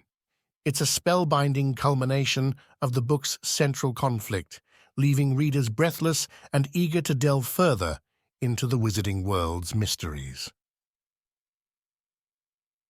Chapter 35, Veritaserum, in Harry Potter and the Goblet of Fire, provides a respite from the intense climax.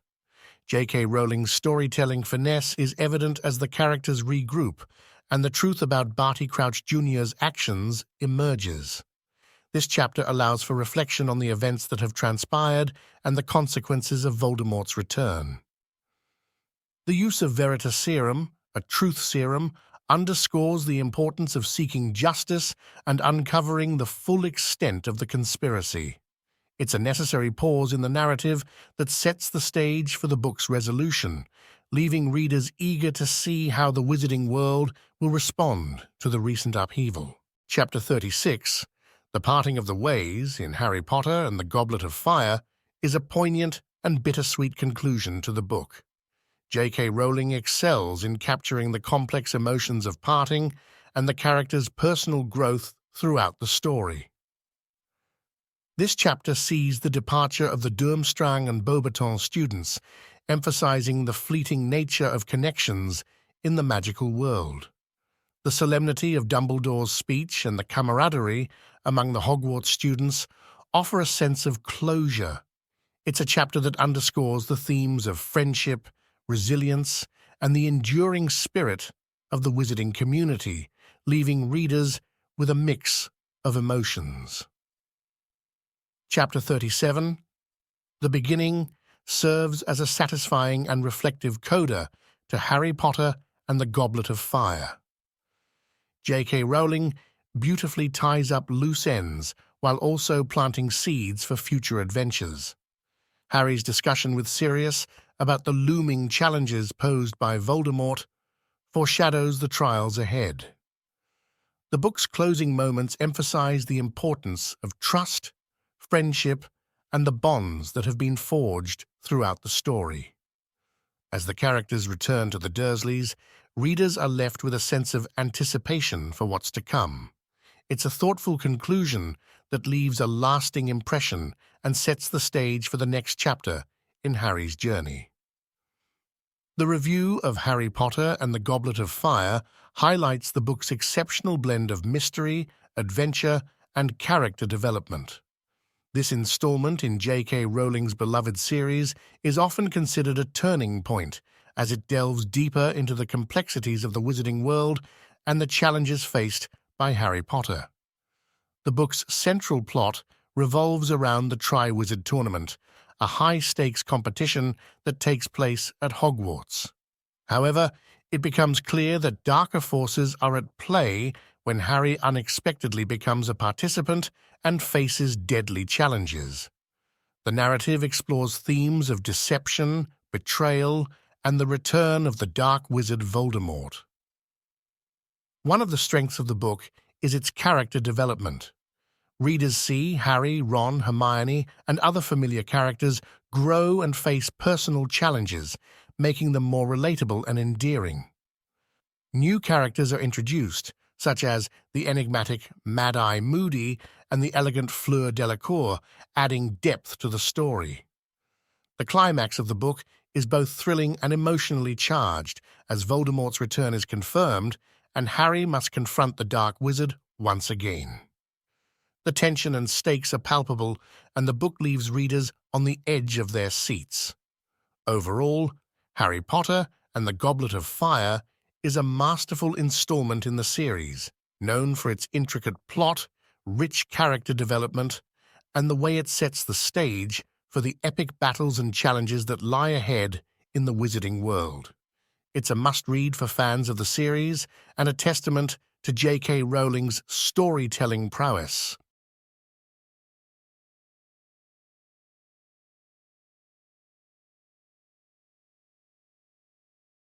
Harry Potter and the Order of the Phoenix.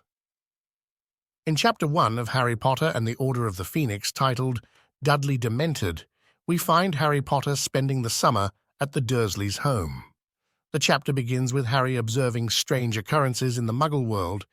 He is attacked by two Dementors while out with his cousin Dudley, forcing him to use magic to fend them off.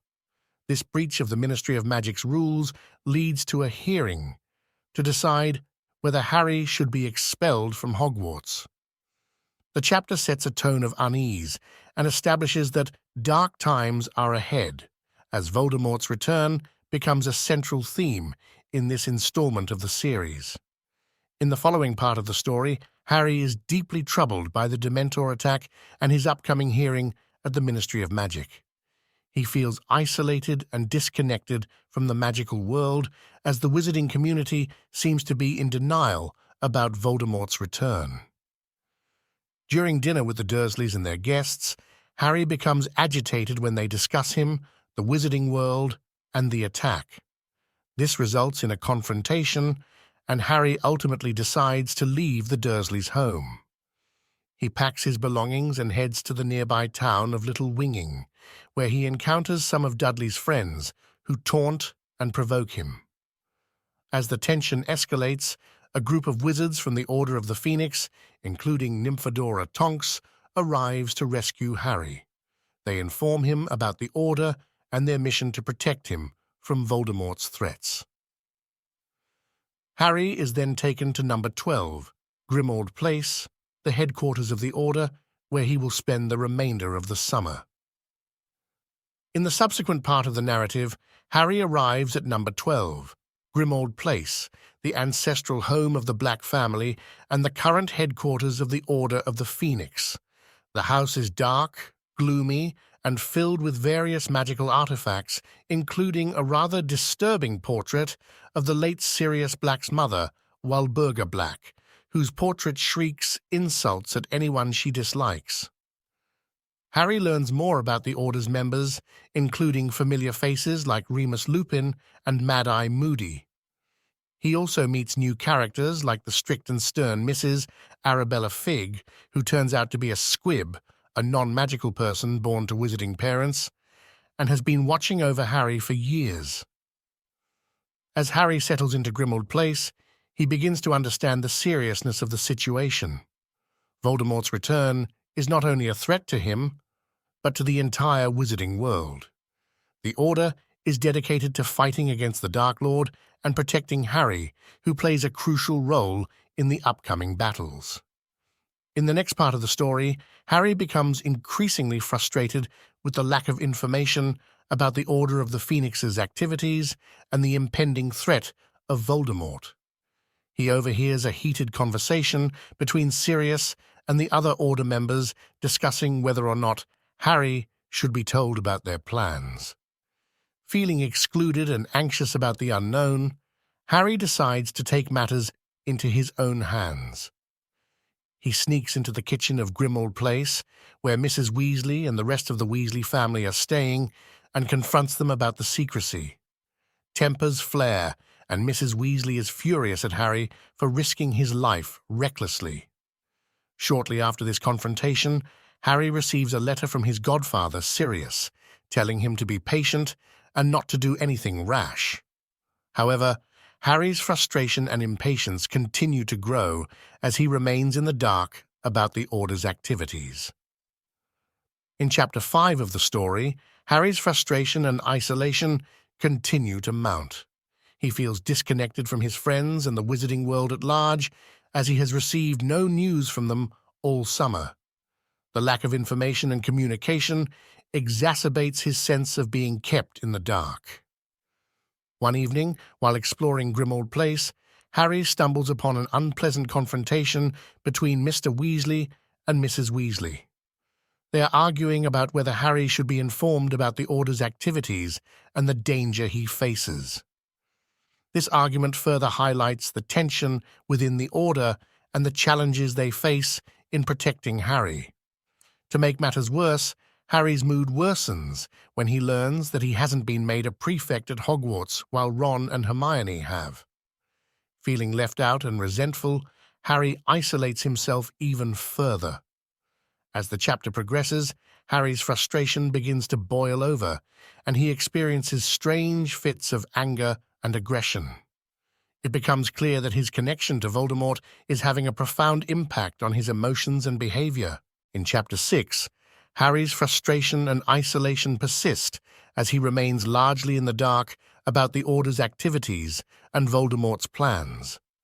He continues to experience strange emotional outbursts and fits of anger, which he cannot fully control. One evening, Harry's anger flares up again, leading him to accidentally inflate Aunt Marge, who is visiting the Dursleys. This results in an explosive argument with Uncle Vernon, and Harry believes he will be expelled from Hogwarts for using magic outside of school. However, shortly after the incident, members of the Order of the Phoenix arrive to escort Harry safely to Grimmauld Place. They inform him that he will not be expelled and that the Ministry of Magic has been informed of the situation. Upon arriving at Grimmauld Place, Harry is greeted by Ron, Hermione, and other friends, which provides some much-needed relief from his isolation. He also learns about the Order's efforts to thwart Voldemort's plans and protect him.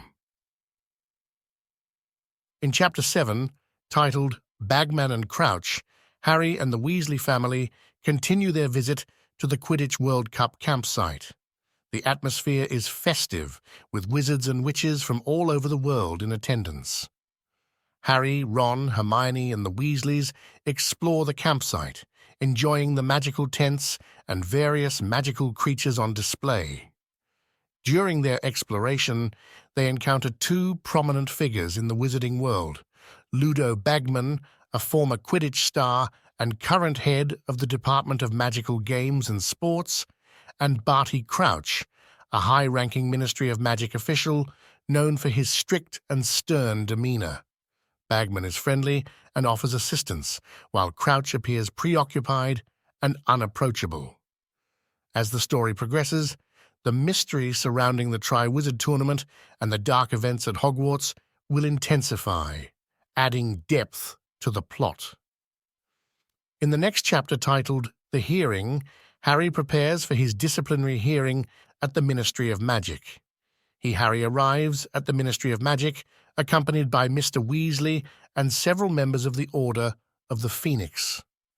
His hearing is scheduled at Courtroom 10. The atmosphere at the Ministry is tense, as it becomes evident that many witches and wizards are divided about Harry's claims of Voldemort's return. Inside the courtroom, Harry faces a panel of witches and wizards from the Ministry. Cornelius Fudge, the Minister of Magic, is notably absent. Harry recounts the events of the Dementor attack and his use of magic to defend himself and Dudley. However, Harry's testimony doesn't seem to sway the panel, and he becomes increasingly frustrated as they question his credibility. It's clear that the Ministry is determined to discredit Harry's claims and maintain the official stance that Voldemort is not back. Despite the obstacles, Harry is ultimately cleared of all charges and allowed to return to Hogwarts. The hearing highlights the political and bureaucratic challenges that lie ahead in his fight against Voldemort, as well as the growing skepticism about his claims within the wizarding community. In The Woes of Mrs. Weasley, Harry returns to Grimmauld Place after his hearing, relieved to be cleared of all charges. However, the atmosphere is tense as he walks into the kitchen. Mrs. Weasley is furious with him for taking risks, using magic outside of school, and not keeping in touch with his friends. As the argument escalates, it becomes clear that Mrs. Weasley is deeply worried about Harry's safety and well-being. She, like the rest of the Order, is aware of the danger he faces from Voldemort and his Death Eaters. The argument is interrupted by the arrival of Sirius and Professor Snape, whose mutual dislike for each other is palpable. Snape informs the Order about his latest mission and the dangers that lie ahead. His presence at Grimmauld Place creates tension and discomfort among the members. Despite the heated argument with Mrs. Weasley, Harry appreciates her concern and realizes that her anger comes from a place of love. The chapter emphasizes the theme of family and the lengths to which people are willing to go to protect those they care about. In Luna Lovegood, Harry, Ron, Hermione, and Ginny are preparing to leave Grimmauld Place for their 5th year at Hogwarts. The atmosphere in the house remains tense, and Harry is eager to return to the school and be with his friends. The group heads to King's Cross Station to catch the Hogwarts Express. While at the station, they encounter Luna Lovegood, a dreamy and somewhat eccentric Ravenclaw student. Luna is reading a magazine called The Quibbler, which is known for its bizarre and often unbelievable articles. As the train journey begins, Luna joins Harry, Ron, Hermione, and Ginny in their compartment. She is unfazed by their fame and the rumors surrounding Harry. Luna shares her beliefs in mythical creatures like crumple-horned snorkax and nargles, which she believes are responsible for the disappearance of her belongings. The chapter introduces Luna Lovegood as a new character and sets the stage for her unique and whimsical personality. It also highlights the sense of normalcy and camaraderie that Harry finds with his friends as they return to Hogwarts. In The Sorting Hat's new song, the Hogwarts Express arrives at the school and the students disembark. Harry, Ron, Hermione, and Ginny reunite with their classmates and head to the Great Hall for the Sorting Hat ceremony. During the Sorting Hat ceremony, a new school song is introduced. The song, composed by Professor Dumbledore, replaces the traditional one and highlights unity and the importance of sticking together in dark times. It also references the return of Voldemort, though in a more cryptic manner. After the Sorting Hat ceremony, Harry, Ron, Hermione, and Ginny join their fellow Gryffindors at the Gryffindor table. They notice a significant change in Professor Snape's appearance, including a hideous gash on his face, which prompts speculation among the students.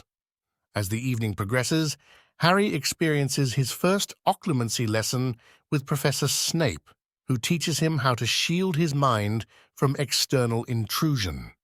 This lesson marks the beginning of a challenging and often contentious relationship between Harry and Snape throughout the school year. The Sorting Hat's new song chapter sets the tone for a year filled with uncertainty and danger at Hogwarts. It also reinforces the theme of unity in the face of adversity, as the school and its students prepare to confront the looming threat of Voldemort. In Professor Umbridge, the students quickly discover that Hogwarts is undergoing a significant transformation. The Ministry of Magic has appointed Dolores Umbridge as the new Defense Against the Dark Arts Professor and Senior Undersecretary to the Minister, making her a powerful figure within the school. Umbridge is known for her strict authoritarian teaching methods and her obsession with maintaining order and discipline. She quickly asserts her authority by introducing a new curriculum that focuses on theory rather than practical defense against dark magic. This frustrates both students and teachers, as they feel ill-prepared for the real dangers they may face. Umbridge also implements a series of oppressive educational decrees and takes on the role of Hogwarts High Inquisitor, giving her the power to inspect and punish teachers. She imposes a heavy-handed regime, banning student organizations like Dumbledore's Army and appointing student spies to report on their peers. The students' resentment toward Umbridge grows, and many of them, including Harry, secretly yearn for practical defensive training. This chapter marks the beginning of a tumultuous period at Hogwarts, as the school becomes a battleground between Umbridge's oppressive regime and those who resist her methods. In Detention with Dolores, Harry's growing frustration with Professor Umbridge's oppressive teaching methods comes to a head. During a Defense Against the Dark Arts class, Harry becomes increasingly vocal about the need for practical defensive training, which leads to a confrontation with Umbridge. She punishes Harry by giving him detention. Harry's first detention with Umbridge is held in her office. When he arrives, he finds that she has a somewhat sadistic approach to discipline. She instructs him to write lines using a blood quill, a magical quill that writes with the writer's blood and causes immense pain. Harry is forced to write lines that read, "I must not tell lies," on the back of his hand, which leaves a scar. Harry's fellow students notice his injury and become even more outraged by Umbridge's methods. Hermione, in particular, is deeply concerned for Harry's well-being. In Percy and Padfoot, the tension at Hogwarts continues to mount as Umbridge's rule becomes increasingly oppressive. The students are frustrated by the lack of practical defense training and the stifling atmosphere within the school. Harry, Ron, and Hermione continue their secret meetings for Dumbledore's Army, DA, where Harry provides practical lessons in defense against the dark arts. The group is growing in numbers, and they are determined to learn how to defend themselves. Meanwhile, Ron receives a letter from his older brother Percy, who is now working at the Ministry of Magic. Percy expresses his support for the Ministry's stance on Harry's claims about Voldemort's return and criticizes the family for their association with Harry. Harry's frustration with Percy's letter is compounded by the fact that he is still unable to communicate with Sirius, who has gone into hiding as Padfoot, his animagus form. Harry yearns for guidance and support from his godfather, and the inability to contact him adds to his sense of isolation. The chapter further explores the themes of loyalty, family, and the importance of resistance in the face of injustice. It also hints at the growing divide within the Wizarding World regarding Harry's claims and Voldemort's return. In the Hogwarts High Inquisitor, Professor Umbridge's control over Hogwarts tightens even further. She is given the authority to inspect and evaluate teachers' performance, leading to tension and anxiety among the staff. Umbridge's ruthless methods and lack of experience in practical defense against the dark arts are met with resistance from both students and teachers. Hermione suggests the idea of forming a study group called Dumbledore's Army to provide students with practical defense training. Under Harry's leadership, the group begins to meet secretly in the Room of Requirement, a magical room that appears only when a person is in great need.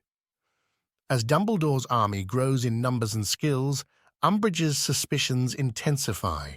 She takes measures to spy on the students, and her efforts to catch them in the act lead to a dramatic confrontation with Harry.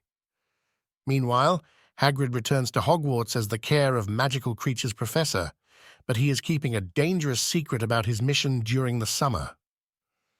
His injuries and evasiveness raise concerns among his friends and students. The Hogwarts High Inquisitor chapter continues to explore the themes of resistance, defiance, and the pursuit of practical knowledge. It showcases the growing determination of the students and the challenges they face in opposing Umbridge's authoritarian rule. In The Hog's Head, the resistance against Umbridge's regime at Hogwarts gains momentum as Harry decides to take his fight to a broader audience. He has a vision of using the Quibbler, the eccentric magazine published by Luna Lovegood's father, to spread the truth about Voldemort's return and the Ministry's denial. To put this plan into action, Harry and his friends visit the Hog's Head Inn in Hogsmeade, where they meet with Professor Dumbledore's secret agent, Professor Aberforth Dumbledore, who is also the bartender. Aberforth agrees to help them create a diversion during the next Hogsmeade weekend so that Harry can slip away unnoticed. Harry contacts Luna Lovegood to help them distribute copies of the Quibbler featuring his interview about Voldemort's return. Luna's unwavering belief in the existence of creatures like Crumplehorn, Snorkax, and Nargles has made her a social outcast, but she gladly joins the cause to support Harry. The chapter underscores the importance of spreading the truth and resisting oppressive regimes. It also highlights the determination and courage of Harry and his friends as they take significant steps to oppose Umbridge and the Ministry's attempts to suppress information about Voldemort's return.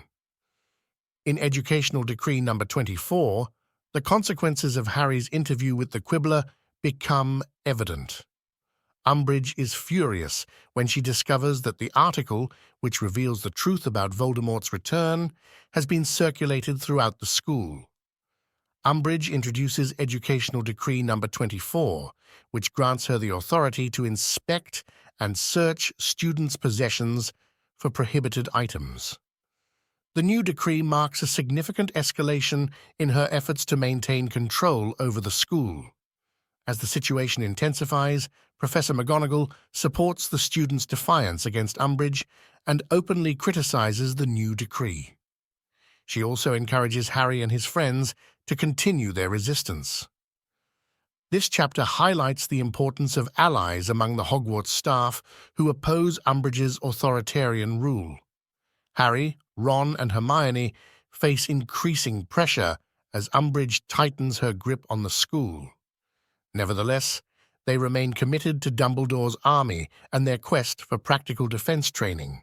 In Dumbledore's army, Harry, Ron, and Hermione continue to lead and train their fellow students in Dumbledore's army, DA, despite the increasing pressure from Professor Umbridge. The DA meetings become a refuge for students eager to learn practical defense skills. During one of their meetings, Harry teaches the Patronus Charm, a powerful spell that conjures a Patronus to repel Dementors. It is a challenging spell that requires a strong, positive focus and happy memories. Harry's ability to produce a Patronus is well known, as he has successfully conjured one to save himself and others from Dementors on numerous occasions. Hermione suggests that Harry teach the Patronus Charm to help students protect themselves from Dementors, which are no longer under the protection of the Dementor guards at Hogwarts. In The Lion and the Serpent, the rivalry between Gryffindor and Slytherin reaches a boiling point as Umbridge announces that there will be no Quidditch matches or student clubs due to Educational Decree number 24. This deeply disappoints the students, especially Ginny, who is the Gryffindor Quidditch team's seeker. In response to Umbridge's ban on student organizations, Hermione suggests forming Dumbledore's Army, DA, into an official club. This would enable them to continue meeting and learning practical defense against the dark arts while avoiding Umbridge's interference. The group agrees, and Harry takes leadership of the newly formed club, officially known as Dumbledore's Army. As Dumbledore's army grows, it draws the attention of other students who are eager to join and learn. The club's symbol, a silver coin with the initials DA, becomes a mark of unity and resistance within Hogwarts. In Hagrid's tale, Harry and Hermione are concerned about Hagrid, who has been absent from Hogwarts for an extended period. They suspect that his dangerous mission to recruit giants to the side of the Order of the Phoenix has not gone well. Hagrid finally returns to Hogwarts, injured and disheartened. He confirms their fears, explaining that he was unable to sway the giants to join their cause and that the Death Eaters have formed an alliance with them instead. This alliance poses a significant threat to the Wizarding World, as the giants are formidable creatures. During a staff meeting, Hagrid's mission is discussed, and it becomes clear that the situation is dire. The giants, under the leadership of a Death Eater named Golgamath, have joined Voldemort's forces, and this development significantly tips the balance of power. In The Eye of the Snake, Harry has another disturbing vision through Voldemort's eyes. He witnesses Voldemort torturing Sirius at the Department of Mysteries in the Ministry of Magic. Terrified for Sirius's safety, Harry is determined to rescue him. Harry confides in Professor McGonagall about his visions and his fear for Sirius's life. She encourages him to tell Professor Dumbledore, but Harry is reluctant because of the tension between them. Instead, he decides to take matters into his own hands. Using Umbridge's flu network, Harry and his friends travel to Grimmauld Place, where they believe Sirius is hiding. However, they discover that he is not there, and Kreacher, the Black family house elf, informs them that Sirius has gone to the Ministry of Magic. In St. Mungo's Hospital for Magical Maladies and Injuries, Harry and his friends realize that they need more information about what happened to Mr. Weasley's workmates, Broderick Bode and Sturgis Podmore, who were attacked while guarding the Department of Mysteries.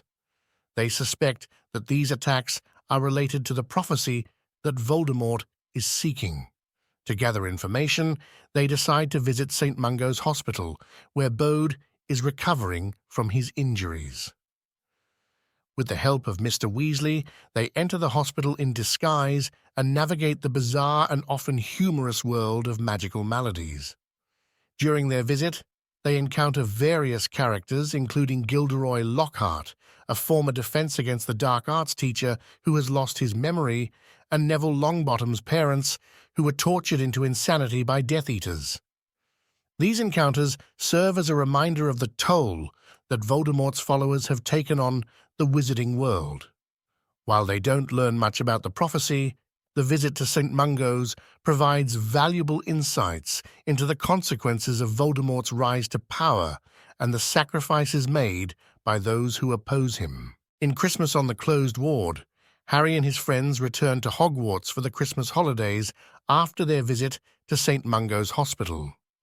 Harry is relieved to be back at Hogwarts and away from the Dursleys, who treat him poorly during the holidays. While at Hogwarts, Harry receives a mysterious gift, an anonymous hand-knit sweater, which he suspects might be from Mrs. Weasley. He appreciates the gesture, as it represents the warmth and kindness of the Weasley family. As the students celebrate Christmas, they enjoy the festive atmosphere and camaraderie. It's a brief respite from the ongoing challenges they face. Harry reflects on his godfather Sirius, who is still missing and in grave danger, and the burden of the prophecy that hangs over him. In Occlumency, Harry's life at Hogwarts takes a complicated turn as he starts private lessons in occlumency with Professor Snape. Occlumency is the magical art of closing one's mind to prevent others from reading or accessing their thoughts and emotions. Harry's lessons with Snape are difficult and tense, as Snape seems to take pleasure in humiliating and berating him. The lessons involve Harry attempting to block Snape's intrusion into his mind, but he struggles to succeed.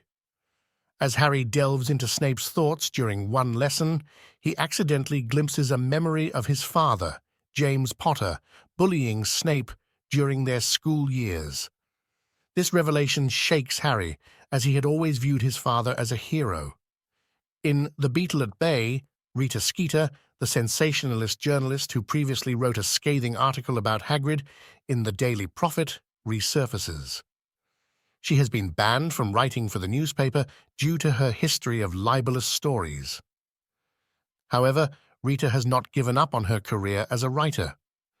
Rita Skeeter confronts Hermione and threatens to expose her as a half-breed, specifically her status as a Muggle-born witch. She pressures Hermione for an exclusive interview, but Hermione refuses to be intimidated. Hermione, instead, reveals her trump card. She has Rita Skeeter in her animagus form, a beetle trapped in a jar. This allows Hermione to control what Rita writes and prevents her from publishing harmful stories.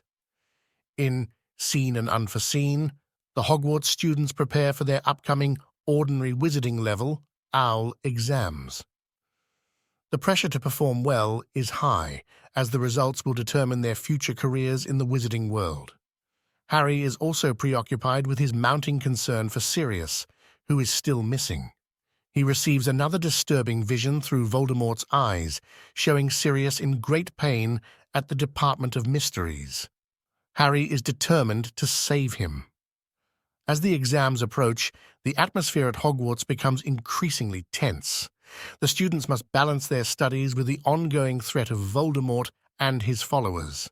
Harry, Ron, and Hermione, along with their friends, try to maintain their focus while preparing for their OWL exams and their mission to rescue Sirius.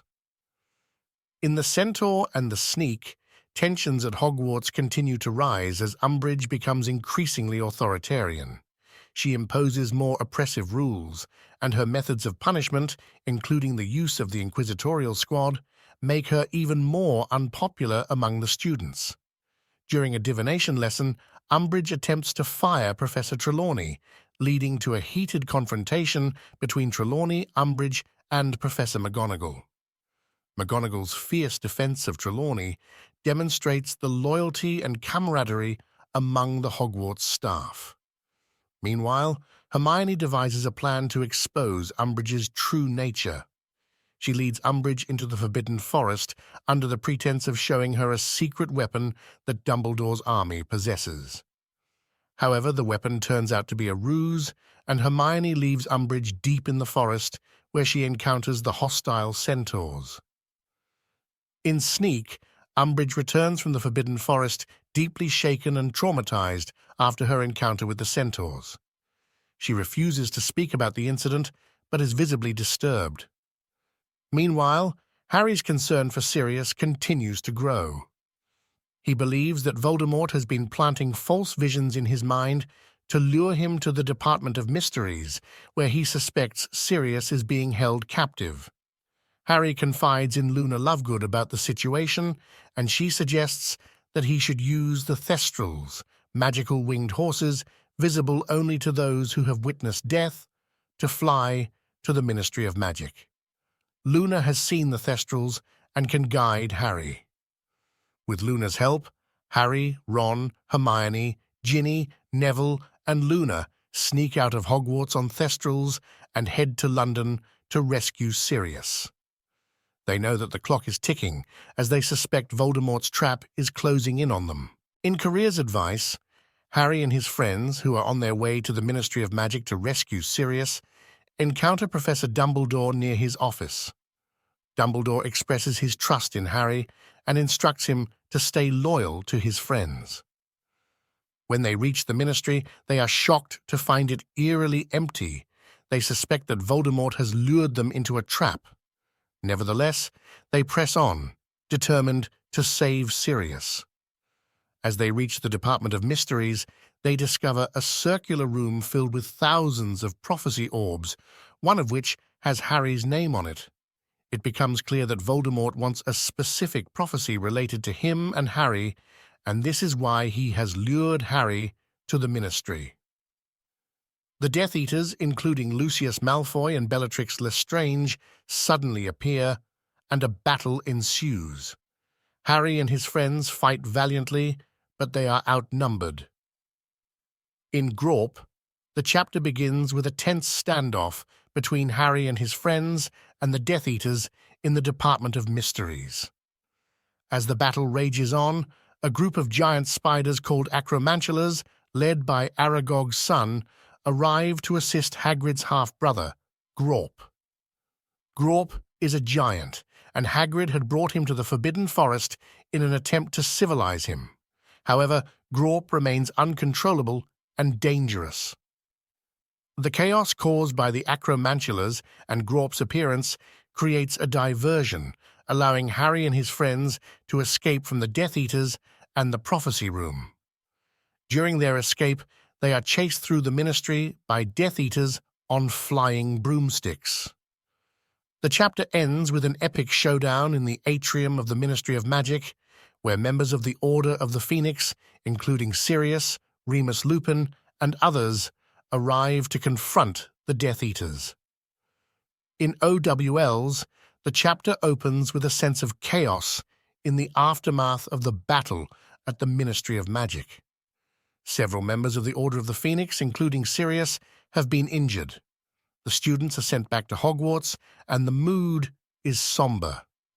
The students take their ordinary wizarding level, OWL, exams, which are crucial for their future careers in the wizarding world. The exams are challenging and put significant pressure on the students, especially given the recent events.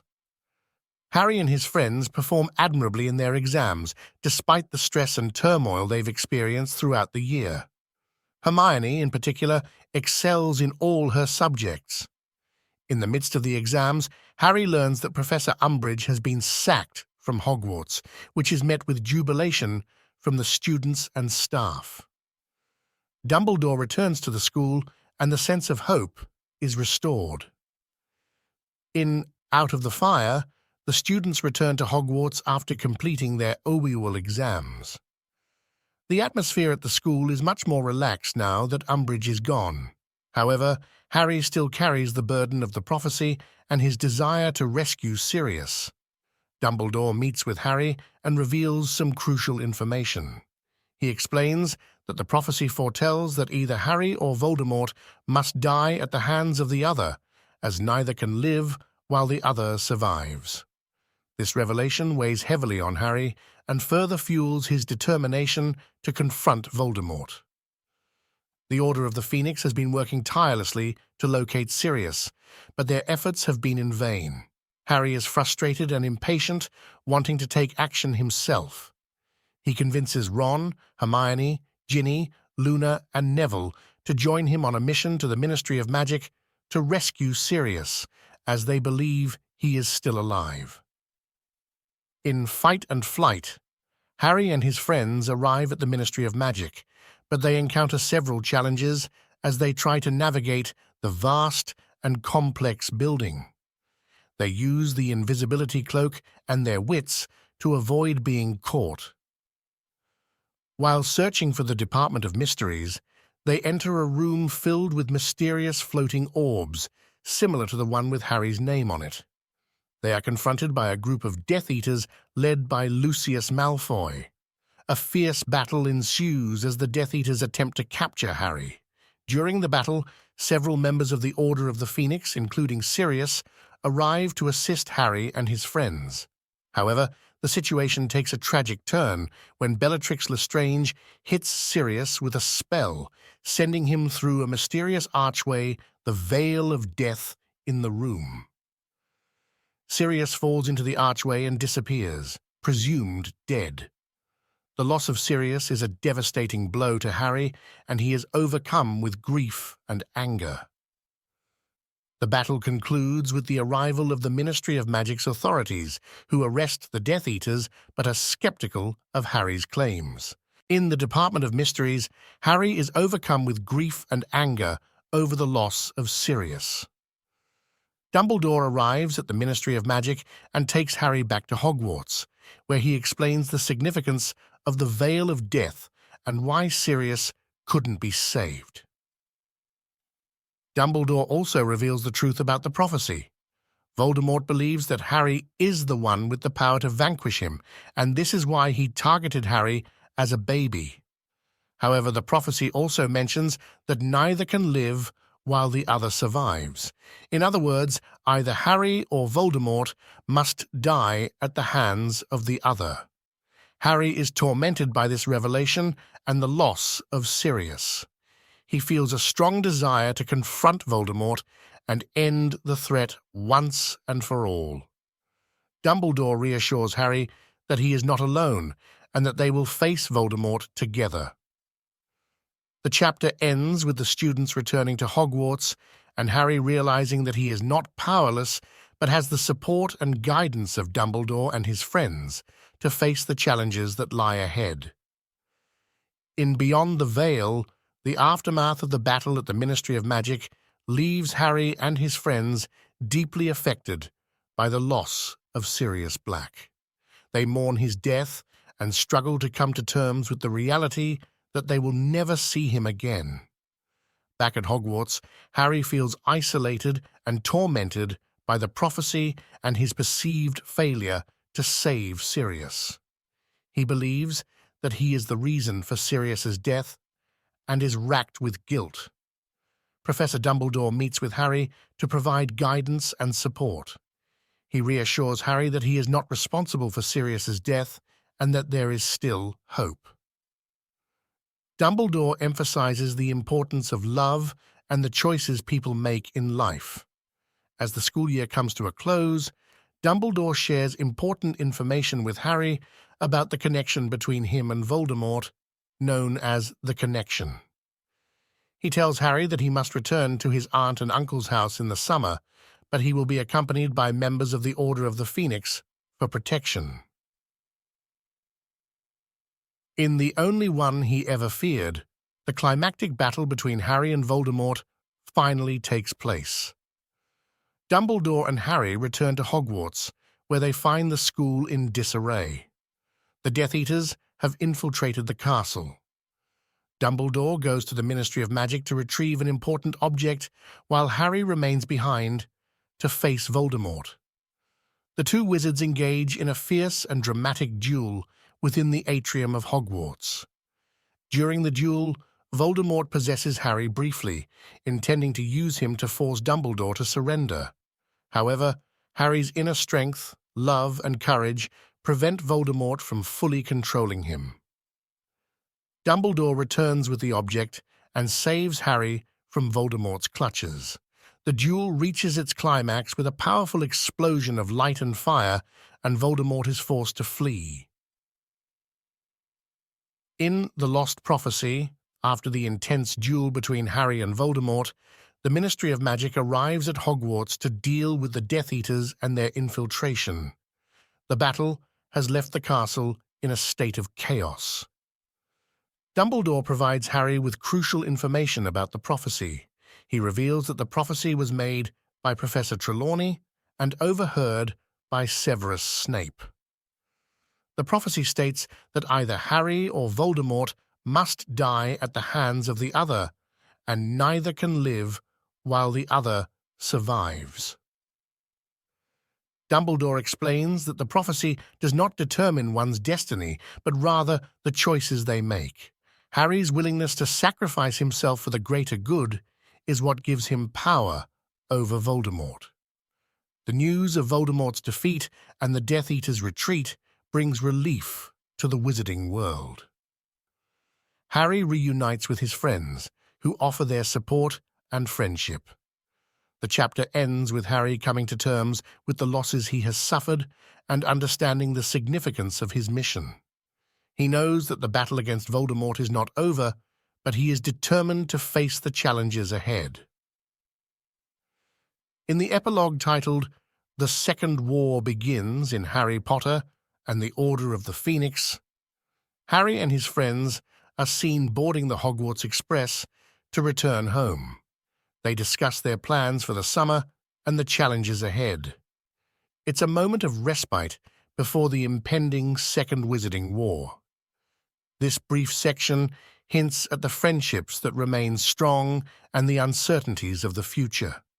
It serves as a bridge to the next installment, Harry Potter and the Half-Blood Prince, where the battle against Voldemort and his Death Eaters will intensify. Harry Potter and the Order of the Phoenix is a captivating and pivotal installment in JKRowling's iconic series.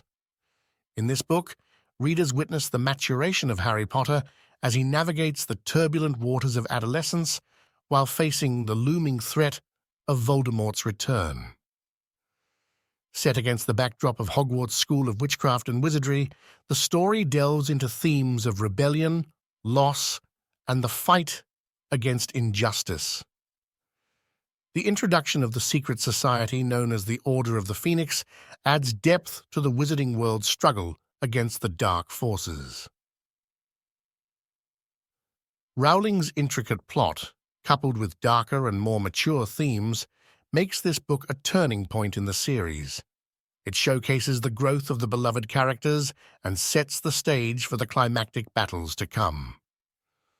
Order of the Phoenix is a masterful blend of magic, emotion, and adventure, ensuring its place as a timeless classic in the realm of fantasy literature.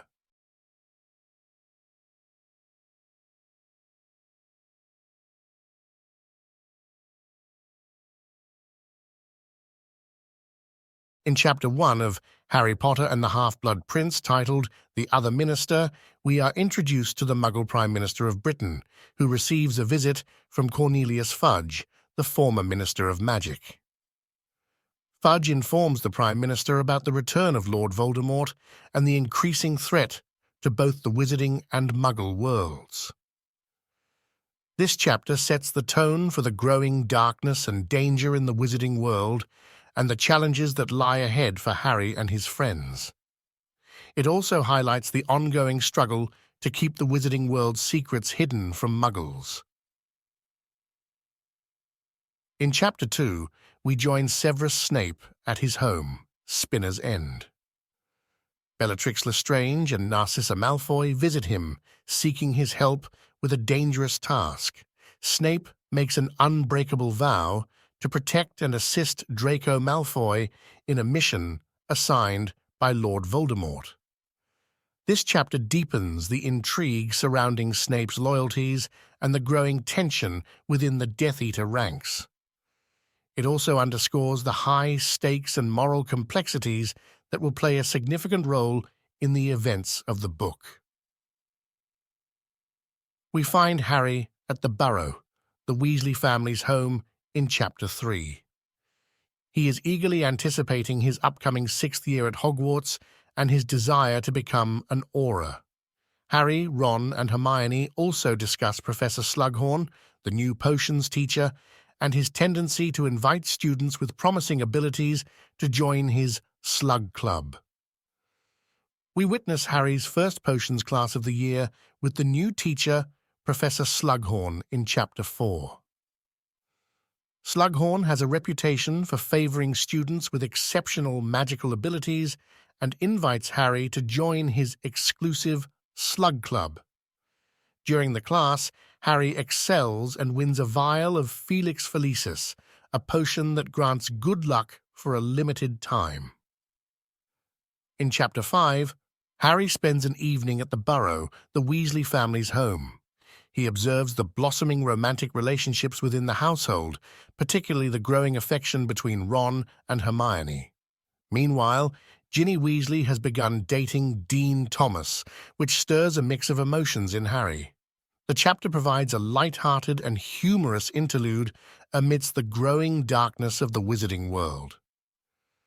It highlights the challenges of adolescence, relationships, and the complexities of friendship. While Harry grapples with his own feelings, he also becomes increasingly curious about Draco Malfoy's actions and continues to navigate the mysteries surrounding the Half-Blood Prince's potions textbook. Harry becomes more suspicious of Draco Malfoy's activities in Chapter 6, suspecting that he is involved in dark magic. He discusses his concerns with Ron and Hermione and decides to tail Draco around Hogwarts. Meanwhile, Professor Dumbledore takes Harry on a journey to retrieve a Horcrux, one of Voldemort's hidden soul fragments. They venture to an underground cave where Dumbledore faces a series of magical defenses to acquire the Horcrux. In Chapter 7, we see Harry becoming more involved in Professor Slughorn's exclusive club. Slughorn continues to invite him to gatherings with influential and talented students, hoping to cultivate Harry's favor. During one such event, Harry meets Horace Slughorn's favorite student, Cormac McLaggen, who seems to have a penchant for making a spectacle of himself. This chapter highlights the social dynamics at Hogwarts, as well as Harry's growing unease about Draco Malfoy's mysterious behavior. Additionally, it portrays the complicated relationships between characters and the underlying tension as the Wizarding World prepares for the inevitable confrontation with Voldemort. Harry decides to use his newfound knowledge of the Half-Blood Prince's notes to excel in potions class in the next chapter of the book. This leads to a series of successes, earning him Slughorn's praise and further favoritism. However, Hermione is concerned about the ethical implications of Harry using these potentially dangerous spells and potions. In Chapter 9, Harry learns more about the mysterious Half-Blood Prince, the previous owner of his potions textbook. Harry discovers a spell in the book called Sectum Sempra and uses it on Draco Malfoy during a confrontation in the bathroom. The spell causes serious injuries to Draco, revealing the dangerous nature of the spell. In the next part of the book, Harry and Professor Dumbledore delve into Voldemort's past by using Dumbledore's pensieve. They explore the memories of Professor Slughorn, who had initially been reluctant to reveal the full contents of a memory involving young Tom Riddle. The memory provides crucial insights into Riddle's family history, his quest for power, and his interest in Horcruxes. In Chapter 11, Harry continues to excel in potions class using the Half-Blood Prince's instructions. However, he remains uneasy about the book's previous owner and its origins. Hermione is concerned about the influence of the book and urges Harry to stop using it. This chapter also explores Ron's struggles in Quidditch, particularly his performance as keeper for the Gryffindor team. Ron's insecurities and Harry's growing frustration with him strain their friendship. As the school year progresses, Harry's concerns about Draco Malfoy's activities intensify, and he continues his efforts to uncover the truth behind Malfoy's mission, even as he grapples with the ethical implications of his potion's success. In Chapter 12, we see Harry's growing curiosity about the mysterious Room of Requirement, which he believes Draco Malfoy might be using for his secret activities. Meanwhile, Ron becomes increasingly infatuated with Romilda Vane, a fellow student who has unknowingly given him a love potion. Dumbledore takes Harry on another pensive journey in Chapter 13, this time to the memories of a former Hogwarts professor, Horace Slughorn. The memory reveals Tom Riddle's persistence in obtaining information about Horcruxes, dark objects that house fragments of a wizard's soul. Dumbledore and Harry discuss their suspicions about Horcruxes and the importance of obtaining Slughorn's unaltered memory. Harry is tasked with convincing Slughorn to share the true memory. Hermione shares her concerns with Harry about the dangers of using the luck-enhancing potion in the next part of this book, Felix Felicis, and Harry's recent reliance on it to achieve success. Despite her warnings, Harry decides to take a small dose of Felix Felicis before embarking on a mission to retrieve Slughorn's true memory. Harry's use of the potion leads to a series of fortunate events, including his successful persuasion of Horace Slughorn to share the unaltered memory. This crucial memory provides important information about Horcruxes and Tom Riddle's inquiry into creating multiple Horcruxes. In Chapter 15, we witness a pivotal and tense moment between Severus Snape, Narcissa Malfoy, and Bellatrix Lestrange. Narcissa asks Snape to make an unbreakable vow to protect and assist her son Draco in completing a dangerous mission assigned by Voldemort. Snape agrees, and the vow is sealed, binding him to this perilous task. Harry, who has been secretly eavesdropping on this conversation, realizes the seriousness of Draco's mission and Snape's involvement. In Chapter 16, we see the Christmas holiday approaching at Hogwarts. The atmosphere is somber, with the threat of Voldemort looming over the Wizarding World. Harry receives an unexpected gift from Professor Slughorn, a vial of Felix Felicis, which adds to his internal struggle about when to use it. Meanwhile, Ron and Hermione's relationship remains strained due to Ron's ongoing infatuation with Lavender Brown. Harry and Professor Dumbledore continue their mission to retrieve the true memory from Horace Slughorn in Chapter 17. They visit the former potions master at his home and employ various tactics to persuade him to share the memory. During this encounter, Slughorn reveals his guilt about sharing knowledge with Tom Riddle, who later became Lord Voldemort. He also mentions something called Horcruxes, a term that piques Harry's interest. In Chapter 18, we celebrate Harry's birthday and the start of his 6th year at Hogwarts. However, the occasion is overshadowed by the weight of the ongoing conflict with Voldemort. Harry receives several birthday presents, including a pocket watch from Molly Weasley and a book on potions from Hermione. In Chapter 19, we see Hermione's growing concern for the treatment of house elves at Hogwarts and in the Wizarding World in general. She is particularly worried about Kreacher, the Black family house elf, and the unfair treatment he receives from Sirius Black's portrait. Hermione becomes an advocate for the rights and fair treatment of house elves, even creating a group called SPEW, Society for the Promotion of Elfish Welfare. However, her campaign faces resistance from both Ron and the house elves themselves, who take pride in their servitude. In the next chapter of the book, we witness a significant development in the ongoing mystery surrounding Voldemort's Horcruxes. Dumbledore shares with Harry his suspicions about the number of Horcruxes Voldemort may have created. Dumbledore believes that Voldemort has created 6 Horcruxes, and he has identified and destroyed 4 of them, including Tom Riddle's diary and the Ring of Marvolo Gaunt.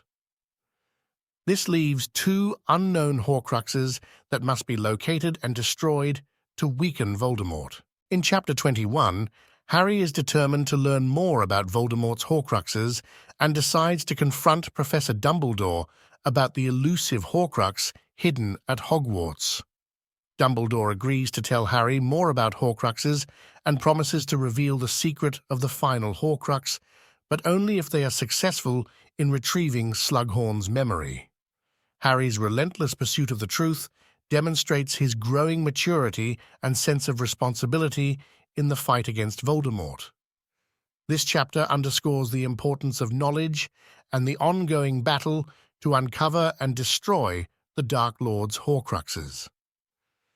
In the next chapter, the Wizarding World mourns the loss of Albus Dumbledore, who was killed by Severus Snape. The funeral takes place at Hogwarts, and it is a somber and emotional occasion attended by many.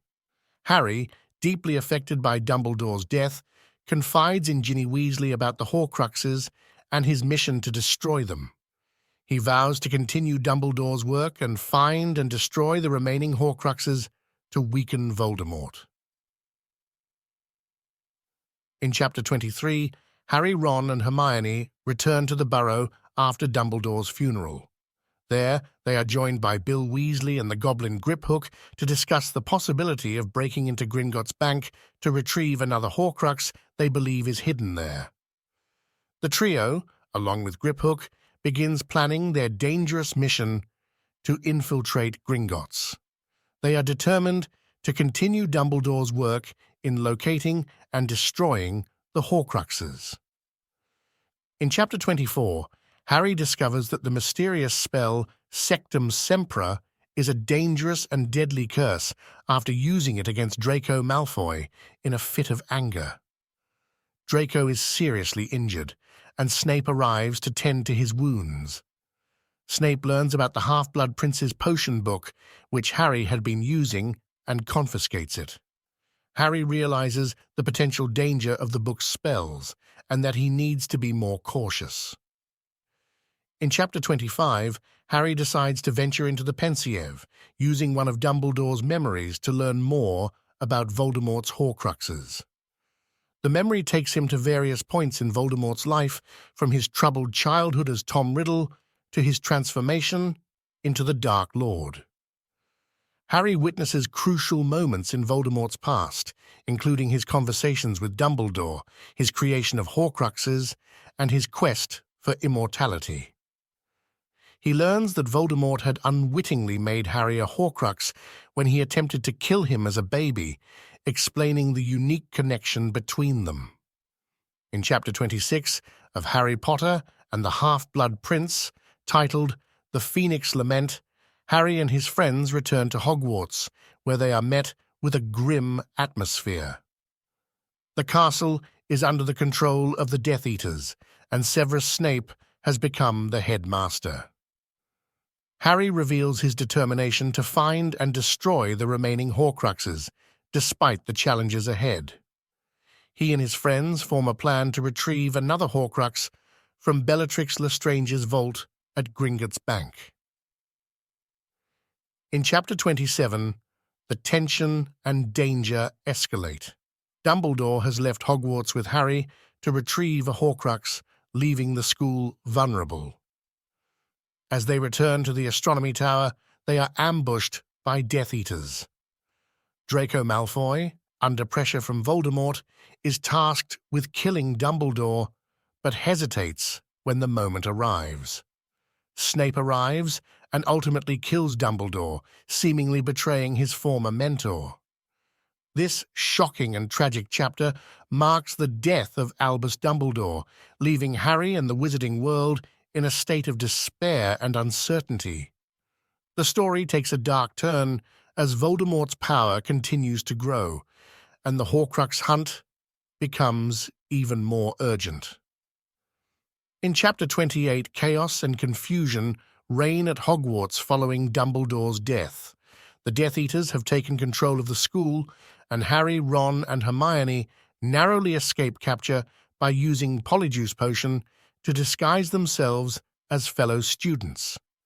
During their escape, they learn that Snape has fled the castle, further deepening the mystery surrounding his true allegiance.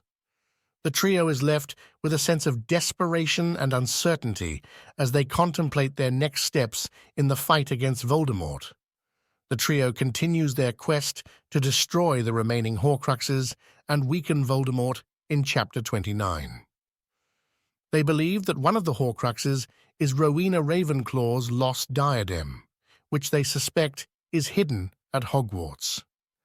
Harry, Ron, and Hermione return to Hogwarts in secret, using the secret passage from Hogsmeade. They encounter Neville Longbottom, who joins them in their mission. Together, they search for clues about the diadem's whereabouts. In Chapter 30, the trio's mission to find the Horcruxes continues. They discover that the lost diadem of Ravenclaw is likely hidden in the Room of Requirement, a place that transforms into whatever the Seeker needs. Meanwhile, the Battle of Hogwarts is escalating, with Death Eaters and Voldemort's forces besieging the castle. Students and members of the Order of the Phoenix are fighting back to defend the school.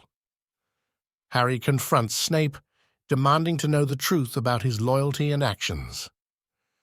This installment in the series takes readers on a roller coaster ride of emotions, from heartwarming moments to gut-wrenching revelations. The story continues to explore the complexities of good and evil as Harry and his friends uncover the existence of Horcruxes, objects containing fragments of Voldemort's soul.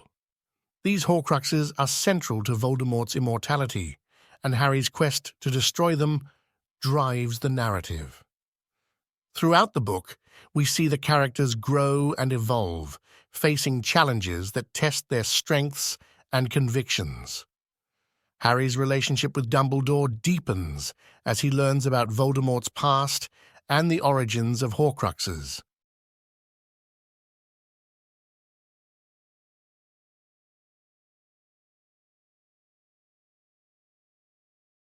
In the opening chapter of Harry Potter and the Deathly Hallows, titled The Dark Lord Ascending, JKRowling wastes no time plunging readers back into the dark and treacherous world of wizardry.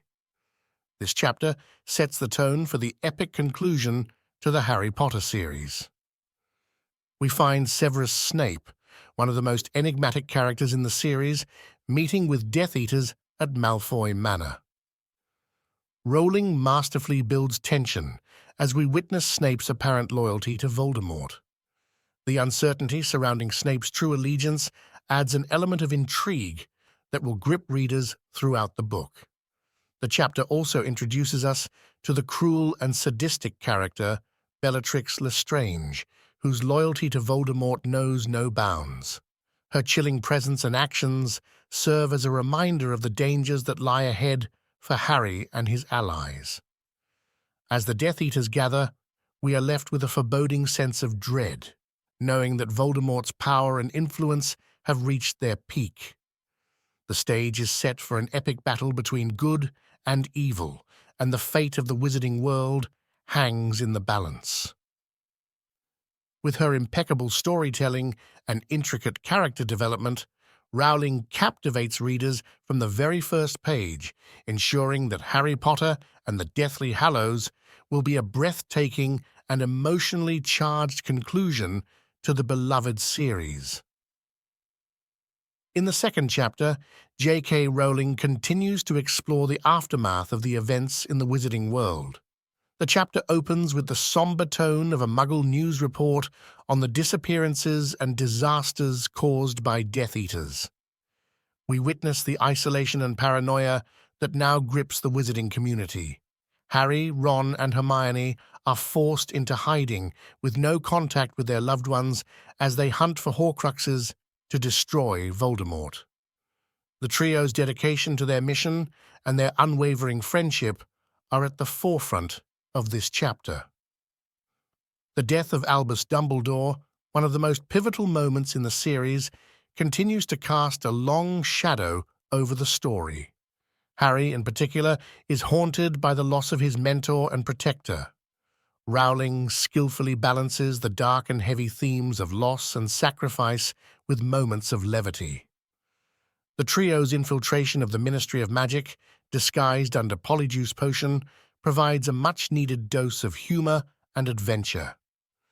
In Memoriam serves as a bridge between the past and the future, reminding us of the sacrifices made and the challenges that lie ahead. Rowling's masterful storytelling keeps readers engaged and invested in this epic journey toward the final showdown between Harry and Voldemort. Chapter 3 marks a significant turning point in the series as we bid farewell to the Dursley family and see Harry leave Privet Drive for the last time. The chapter opens with the Dursleys preparing to leave their home, forced into hiding by the escalating dangers in the Wizarding World. There's a surprising moment of vulnerability and empathy from Dudley toward Harry, hinting at a shift in their relationship. It's a poignant scene that adds depth to Dudley's character. As Harry prepares to leave with the Order of the Phoenix members, we see the contrast between the normality of the Muggle world and the magical one he's about to re-enter. The protective measures taken by the Order highlight the severity of the threat from Voldemort and his Death Eaters. Rowling's writing is emotionally charged as we witness the Dursleys' departure, signifying the end of Harry's life with the family who mistreated him for so long. It's a moment of closure and transformation for Harry as he embraces his destiny as the Chosen One. This chapter sets the stage for the epic journey that lies ahead and the final showdown between good and evil. It's a bittersweet and nostalgic moment for readers who have followed Harry's journey from the beginning, and it reinforces the idea that, as Dumbledore once said, it does not do to dwell on dreams and forget to live. In the next action-packed chapter, the Order of the Phoenix puts a daring plan into motion to move Harry safely to the Burrow. The chapter begins with Harry, Ron, and Hermione finalizing their preparations for departure. The tension is palpable as they say goodbye to the safety of the Dursleys' home, fully aware that they are now targets of the Death Eaters. Rowling skillfully portrays their anxiety and determination. The heart of this chapter lies in the meticulously planned and perilous escape. Harry is disguised as one of 7 decoy Harrys, each protected by members of the Order of the Phoenix. The chaotic mid-air battle with Death Eaters that ensues is a thrilling and intense sequence that showcases Rowling's talent for action and suspense. The sacrifices made by the Order members during this escape remind us of the bravery and loyalty that bind them together. The loss of Mad-Eye Moody is a particularly somber moment, emphasizing the high stakes of their mission.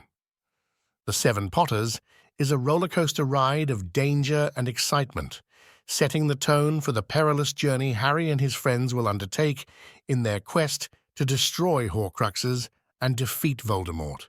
It's a chapter that keeps readers on the edge of their seats, eager to see what challenges lie ahead. Chapter 5 is a poignant and emotionally charged installment. Harry, Ron, and Hermione have just narrowly escaped the Death Eaters' pursuit, and they seek refuge at the Burrow. The chapter primarily centers on the aftermath of the battle, with the Order of the Phoenix members mourning the loss of Mad-Eye Moody and George Weasley's ear injury. Rowling's writing brilliantly captures the heavy atmosphere of grief and tension. Amid the sorrow, there's a sense of unity and resilience among the characters. Harry grapples with guilt over Moody's death and the danger his friends face because of him. Ginny's determination and strength shine through as she defies her mother's protective instincts to join the fight. The chapter highlights the toll that the war has taken on the characters, setting the stage for the challenges they will continue to face. It's a somber yet necessary chapter that adds depth to the narrative and emphasizes the sacrifices made in the fight against Voldemort. Chapter 6 offers a moment of respite and levity in the midst of the ongoing chaos. The Weasley family, along with Harry, Ron, and Hermione, are staying at the Burrow, and the atmosphere is filled with warmth and humor. In this chapter, we get to witness the loving dynamics of the Weasley family, which has always been a source of comfort for Harry. Mrs. Weasley's motherly care, Fred and George's mischievous antics, and the twins' joke shop business bring a sense of normalcy to their lives. One of the notable moments in this chapter is when Ron finally rejoins Harry and Hermione after being on the run. His return marks a turning point in their journey, reaffirming the strength of their friendship. Additionally, the chapter introduces the concept of Polyjuice Potion and the plan to break into the Ministry of Magic, adding intrigue and anticipation to the story. The Ghoul in Pajamas provides a much-needed break from the intensity of previous chapters, allowing readers to enjoy the lighter side of the Wizarding World while preparing for the challenges that lie ahead. Chapter 7 takes a more serious turn as the trio embarks on a dangerous mission to retrieve an object Dumbledore left for Harry in his will. This chapter delves into the mystery surrounding Dumbledore's intentions and the significance of the objects he bequeathed to Harry, Ron, and Hermione. We see the trio infiltrate the Ministry of Magic using Polyjuice Potion, and the tension escalates as they navigate the bureaucracy and danger within the wizarding government. The suspense is palpable as they narrowly avoid exposure. The chapter also introduces the idea of Horcruxes as Hermione discovers a book on the subject. This revelation sparks an important realization about their mission. They must locate and destroy these dark objects to defeat Voldemort. Overall, the will of Albus Dumbledore deepens the plot, emphasizing the importance of the trio's quest and the secrets hidden in Dumbledore's bequests. It's a pivotal chapter that sets the stage for the challenges and revelations to come. Chapter 8 provides a temporary escape from the darkness of their mission. The Weasleys host Bill and Fleur's wedding at the Burrow, offering a joyful respite for the characters and readers alike. The chapter paints a vivid picture of the wedding festivities, with colorful decorations and guests from the Wizarding World. Harry's feelings of happiness and belonging are palpable as he watches his friends and loved ones dance and celebrate. Amid the festivities, we witness Ron's jealousy over Hermione's relationship with Victor Krum, hinting at the complexities of their growing feelings for each other. However, the joy is short-lived as Death Eaters crash the wedding, marking the return of danger and turmoil. The chapter ends on a suspenseful note as Harry, Ron, and Hermione are forced to flee, leaving behind the idyllic wedding scene. The wedding is a masterfully crafted chapter that balances moments of happiness with the looming threat of Voldemort, reminding readers of the challenges ahead in their quest to defeat the Dark Lord. Chapter 9 finds Harry, Ron, and Hermione on the run. The trio's desperation and vulnerability are palpable as they struggle to find a safe haven while being pursued by Death Eaters. This chapter highlights the toll their mission is taking on them, both physically and emotionally. Their meager supplies and the constant fear of being captured add to the tension. Rowling skillfully portrays their determination to carry on despite the odds stacked against them. The trio's visit to Grimmauld Place reveals crucial information about Horcruxes and leads them to the hidden locket. However, they also confront the challenges of maintaining their secrecy and trust within their group. A place to hide is a chapter that showcases the resilience of the main characters and sets the stage for the arduous journey ahead. It serves as a reminder that the path to defeating Voldemort is fraught with danger and sacrifices. Chapter 10 delves into the complex character of Kreacher, the Black family's house elf. Harry, Ron, and Hermione learn about the Locket Horcrux from Kreacher and his tragic history of mistreatment. The chapter offers a deeper understanding of the magical world's class divisions and prejudices as it explores Kreacher's loyalty to the one who treats him well. Harry's newfound kindness toward Kreacher starts to change the elf's attitude. This chapter also provides valuable insights into Regulus Black, who played a pivotal role in the Locket's acquisition.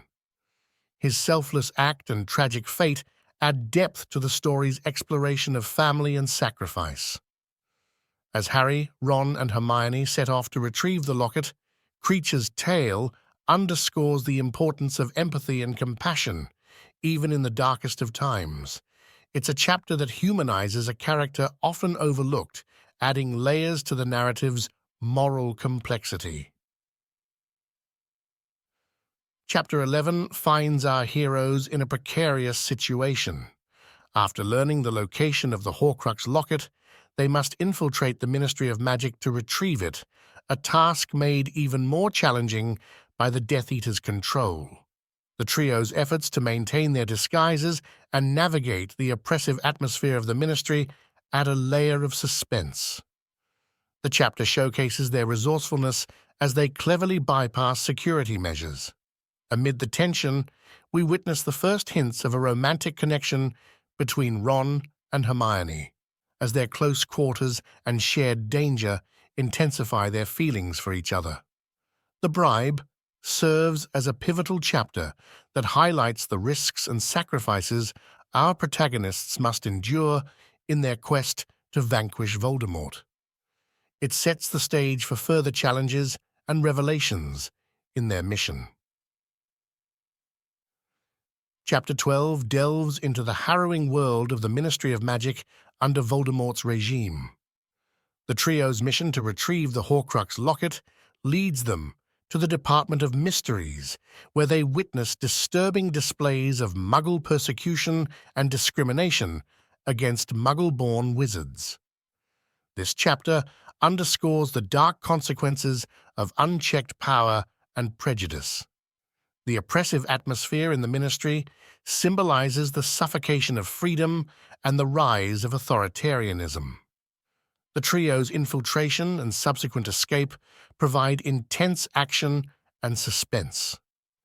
Magic is Might serves as a powerful commentary on the dangers of bigotry and the erosion of civil liberties. It deepens the story's exploration of the moral and ethical challenges faced by the characters as they fight against tyranny in the Wizarding World. Chapter 13 intensifies the dangers facing our heroes. The trio's visit to the home of Xenophilius Lovegood reveals the significance of the Deathly Hallows and the symbol of the Deathly Hallows itself. The tension escalates as they are captured by Death Eaters and brought to the Malfoy Manor. This chapter exposes the cruelty and ruthlessness of Bellatrix Lestrange as she tortures Hermione, making for a chilling and intense scene. Amidst the danger, Dobby the house elf comes to the rescue, illustrating the theme of unlikely heroes. His heroic act results in a thrilling escape, but also in tragedy as Dobby loses his life, making for a poignant and emotional conclusion. The Muggle-born Registration Commission is a pivotal chapter that reveals crucial information, deepens character relationships, and reminds us of the high stakes in the battle against Voldemort.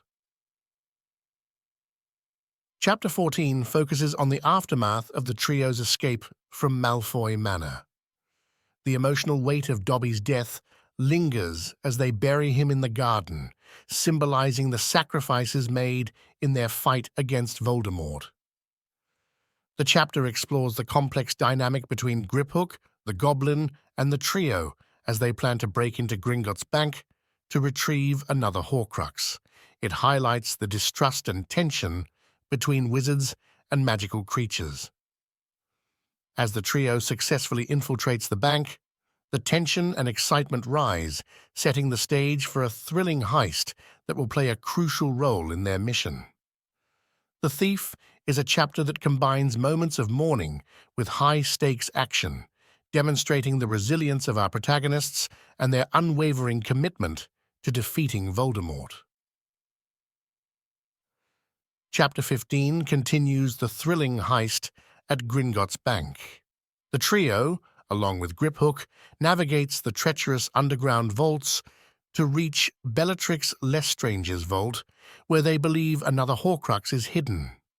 The chapter is filled with tension as they encounter various magical obstacles and narrowly escape danger. The stakes are high as they race against time to retrieve the Horcrux without arousing suspicion. The Goblin's betrayal adds a layer of complexity to the story, illustrating the inherent distrust between different magical species. The escape from the bank on the back of a dragon is a heart-pounding climax to this chapter, leaving readers eager to see how the trio's daring mission will unfold further. The Goblin's Revenge showcases the trio's resourcefulness and determination in their quest to destroy Voldemort's Horcruxes. Chapter 16 takes a poignant turn as Harry and Hermione visit the birthplace of Harry and the site of his parents' murder, Godric's Hollow. This visit is driven by Harry's desire to learn more about his past and the connection between himself, Voldemort, and the legendary Dumbledore's brother, Aberforth. As they explore the village, they encounter Bathilda Bagshot, a historian who once knew Dumbledore. However, the encounter takes a chilling turn when they discover that Bathilda has been possessed by Nagini, Voldemort's snake. This chapter is a mix of nostalgia and danger, shedding light on Harry's heritage and the tragic history of his parents. It also provides crucial information about the Elder Wand and Dumbledore's past. Godric's Hollow is a pivotal chapter that deepens the mystery surrounding the Deathly Hallows and Voldemort's quest for power. Chapter 17 delves further into the revelation that Bathilda Bagshot was possessed by Nagini, Voldemort's snake. The trio narrowly escapes this perilous encounter and finds refuge in the home of the enigmatic wizard Aberforth Dumbledore. This chapter explores the strained relationship between Albus Dumbledore and his brother Aberforth, shedding light on their complex history. Aberforth provides valuable information about the resistance movement against Voldemort, known as the Order of the Phoenix. The chapter also sees the trio reunited with Ron and brings a mix of emotions as they plan their next steps in the hunt for Horcruxes. Bathilda's secret offers both answers and new mysteries, deepening the narrative and setting the stage for the final confrontation with Voldemort. Chapter 18 is a pivotal chapter that delves into the complex history of the beloved Hogwarts headmaster. Harry and his friends discover a copy of Rita Skeeter's unauthorized biography of Dumbledore, which contains shocking revelations about his past. The chapter explores Dumbledore's friendship with Gellert Grindelwald and the tragic events that led to their estrangement. It also sheds light on Dumbledore's family and the death of his younger brother, Ariana. As Harry grapples with the truth about his mentor, he realizes that he must come to terms with Dumbledore's flaws and make his own decisions in the fight against Voldemort. The Life and Lies of Albus Dumbledore is a thought-provoking chapter that adds depth to the characters and themes of the series, challenging Harry's perception of his hero. Chapter 19 continues the trio's quest for Horcruxes. Harry follows a mysterious Patronus, which takes the form of a silver doe, to find another Horcrux. This leads him to a frozen pond, where he retrieves Godric Gryffindor's sword. The chapter also explores Ron's return to the group after his departure, driven by jealousy and the influence of the Locket Horcrux. His return is a moment of reconciliation and relief for the trio. As they regroup and continue their journey, the silver doe symbolizes the importance of loyalty, the power of love, and the persistence needed to overcome obstacles. It's a pivotal chapter that marks a turning point in their mission to destroy Voldemort's Horcruxes. Chapter 20 takes place at the home of Xenophilius Lovegood, Luna's father. Here, Harry, Ron, and Hermione learn about the legend of the Deathly Hallows, 3 powerful magical objects that can make their possessor the Master of Death. Xenophilius also reveals that he had signaled the Death Eaters in an attempt to secure the release of Luna, who has been taken captive. This leads to a dramatic escape as the trio narrowly avoids capture. The chapter delves into the lore of the Deathly Hallows, adding depth to the story's magical world and the quest for ultimate power. It's a reminder of the importance of friendship and the risks they face in their mission to defeat Voldemort. Chapter 21 is a pivotal and reflective chapter.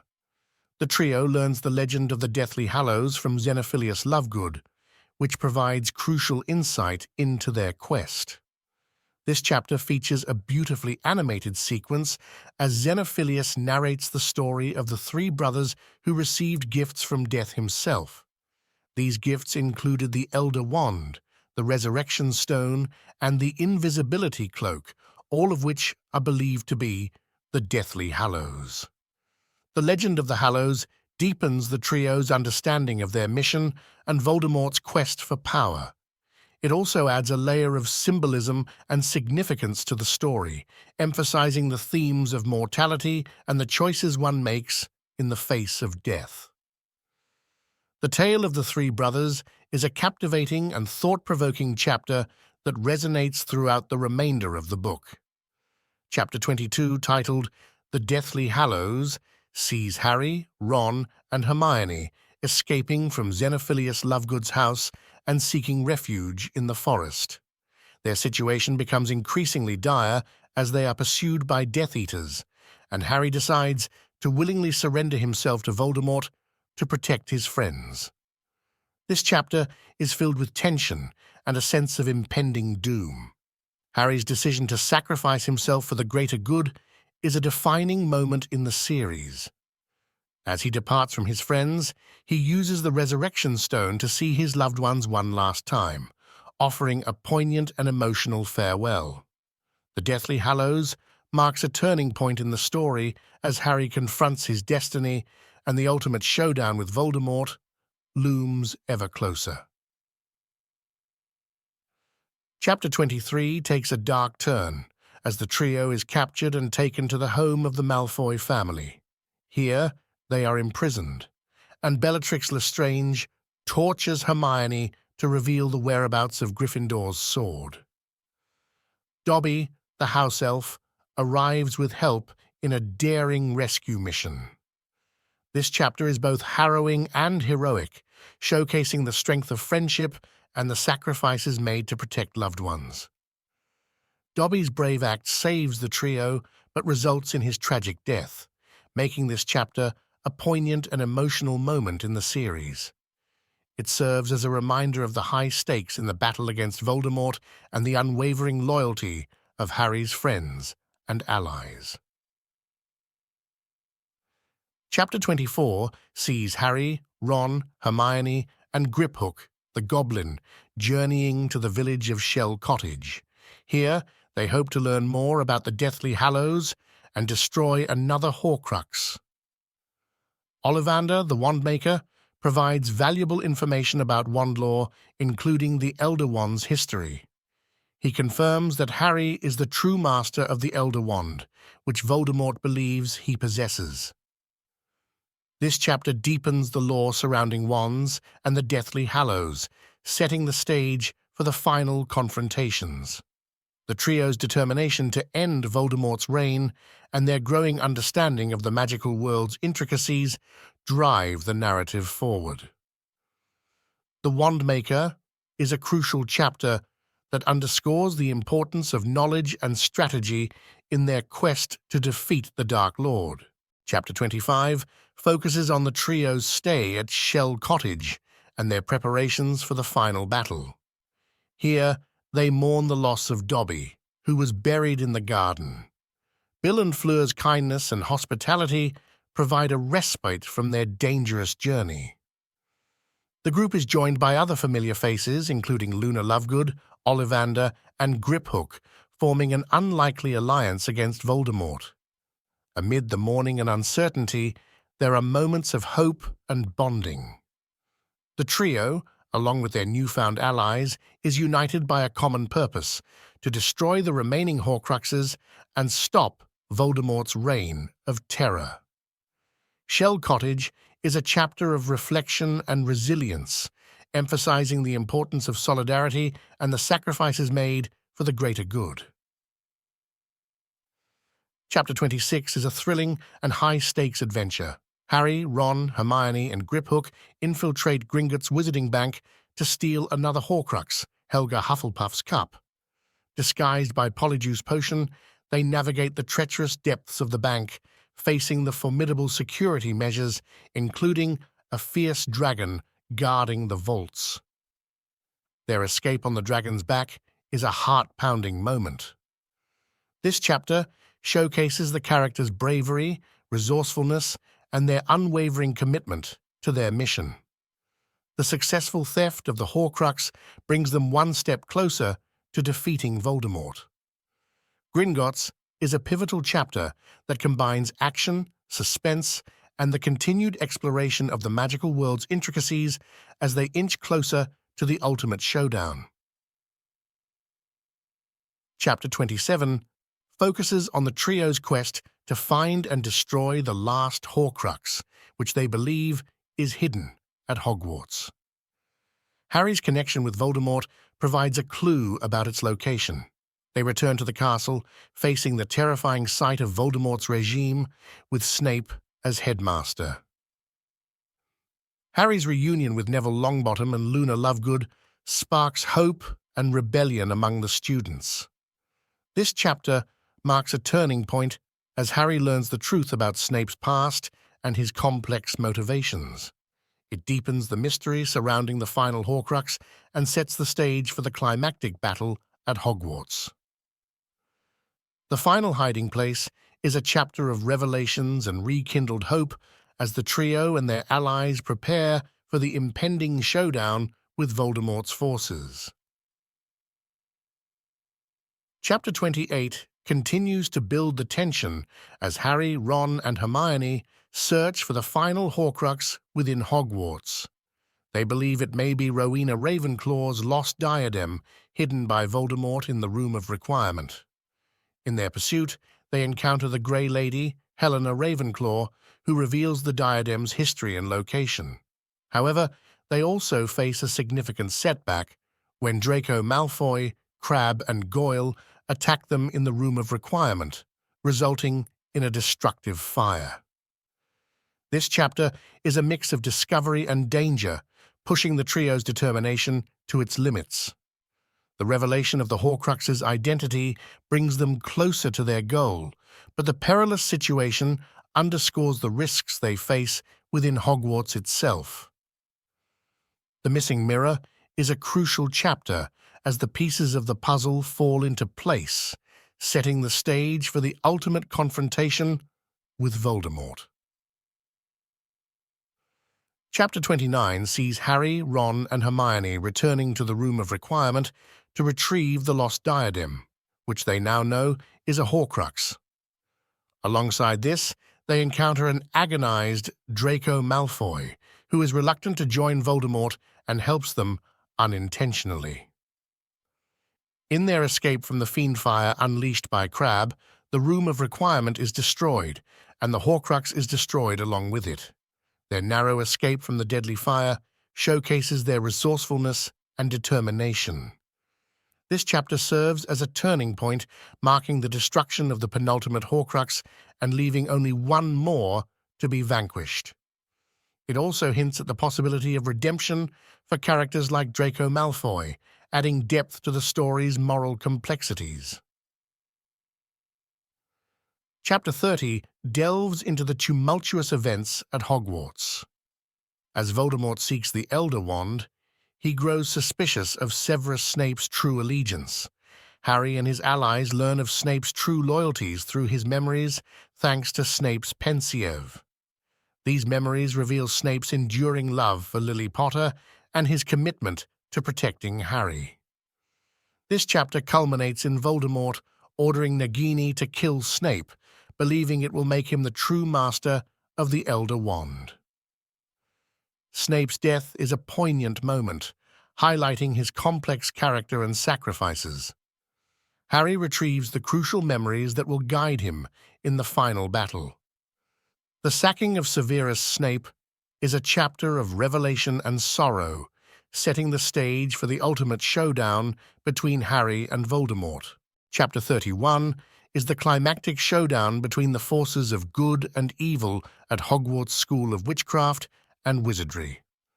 As Voldemort's army attacks the castle, Harry, Ron, and Hermione lead the resistance. The chapter is filled with intense moments, including the deaths of beloved characters like Fred Weasley and Remus Lupin. The battle rages on, and Harry confronts Voldemort in a final, epic duel. Neville Longbottom's heroic moment, destroying Nagini with Godric Gryffindor's sword, is a turning point. With Nagini's demise, Voldemort's Horcruxes are destroyed, leaving him mortal.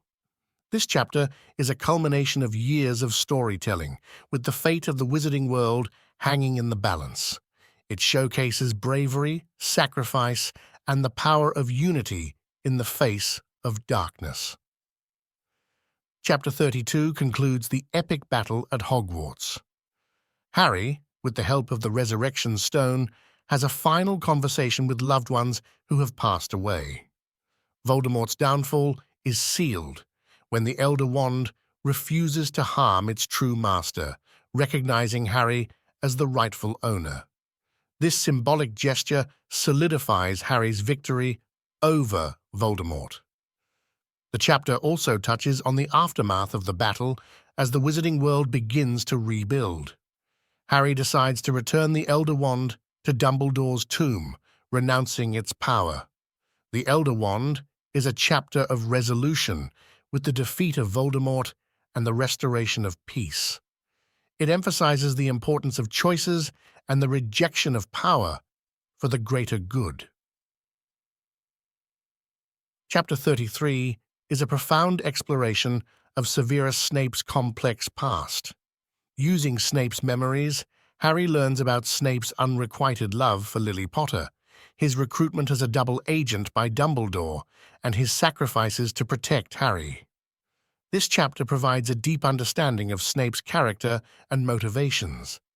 It also reveals that Harry himself is a Horcrux and must die to weaken Voldemort's power. The revelation that Snape's Patronus is a doe, just like Lily's, symbolizes his enduring love for her. This chapter is a turning point in Harry's perception of Snape, and it sets the stage for Harry's final confrontation with Voldemort.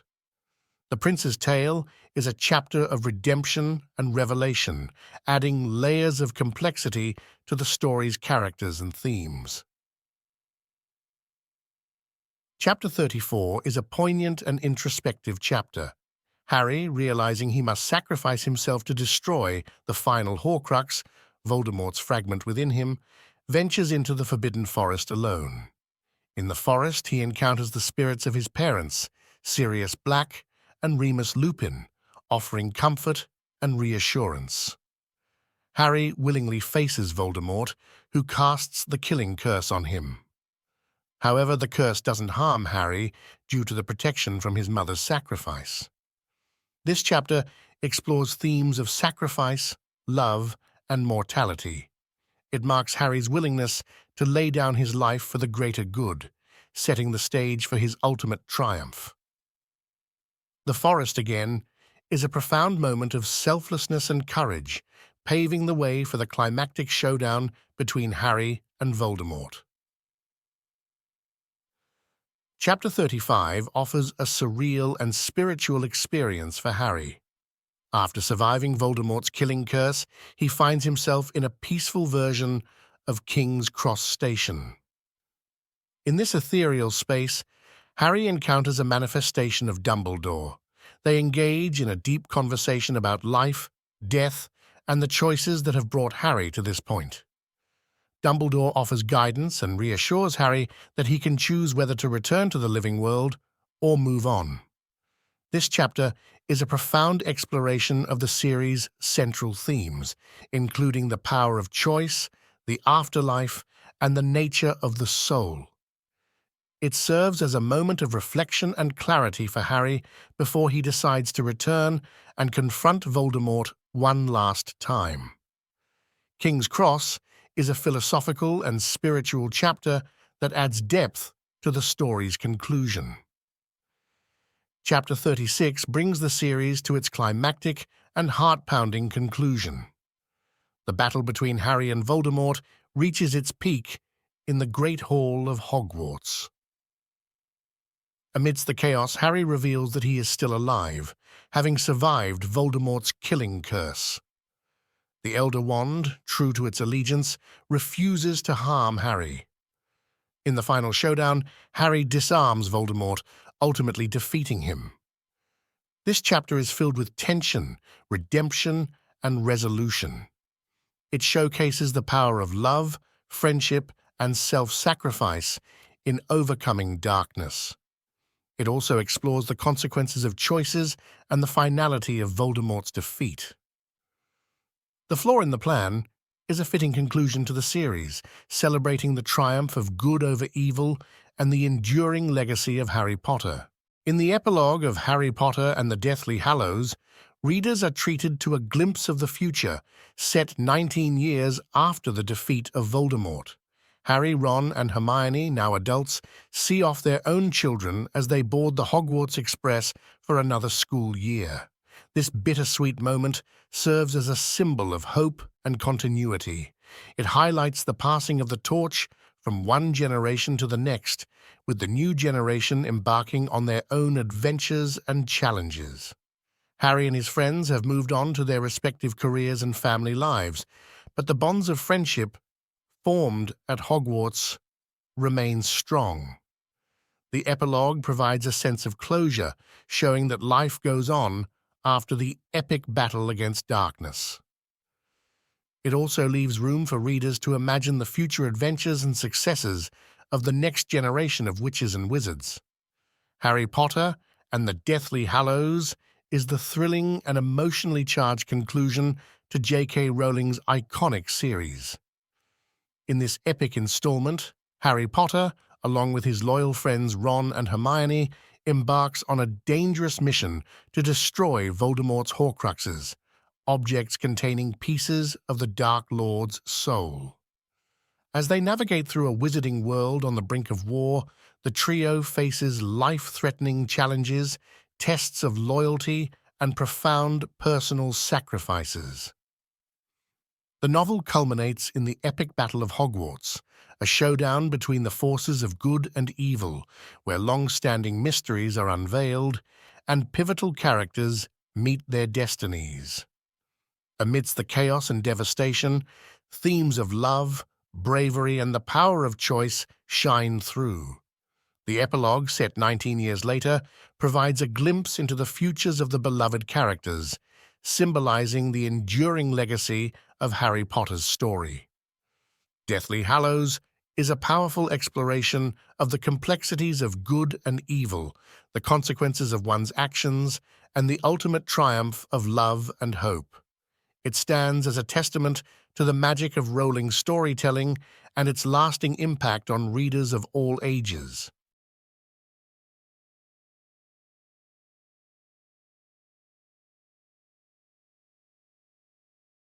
And with that, we come to the end of our thrilling book review journey. We hope you enjoyed it and that it has ignited your curiosity or deepened your love for literature. If you found this review intriguing and want to experience the entire story for yourself, you can find a link to purchase the book in the video description below. Remember, the real magic of reading is immersing yourself in the pages, discovering the characters, and experiencing the plot twists firsthand. As we turn the page on this review, remember that our next book adventure is just around the corner. So grab your reading glasses, your favorite cozy spot, and your reading list, because we'll see each other again soon for another captivating journey through the world of books. Until then, happy reading, fellow book lovers, and may your literary adventures be as boundless as your imagination. We look forward to sharing our next book adventure with you. Stay tuned, and farewell for now.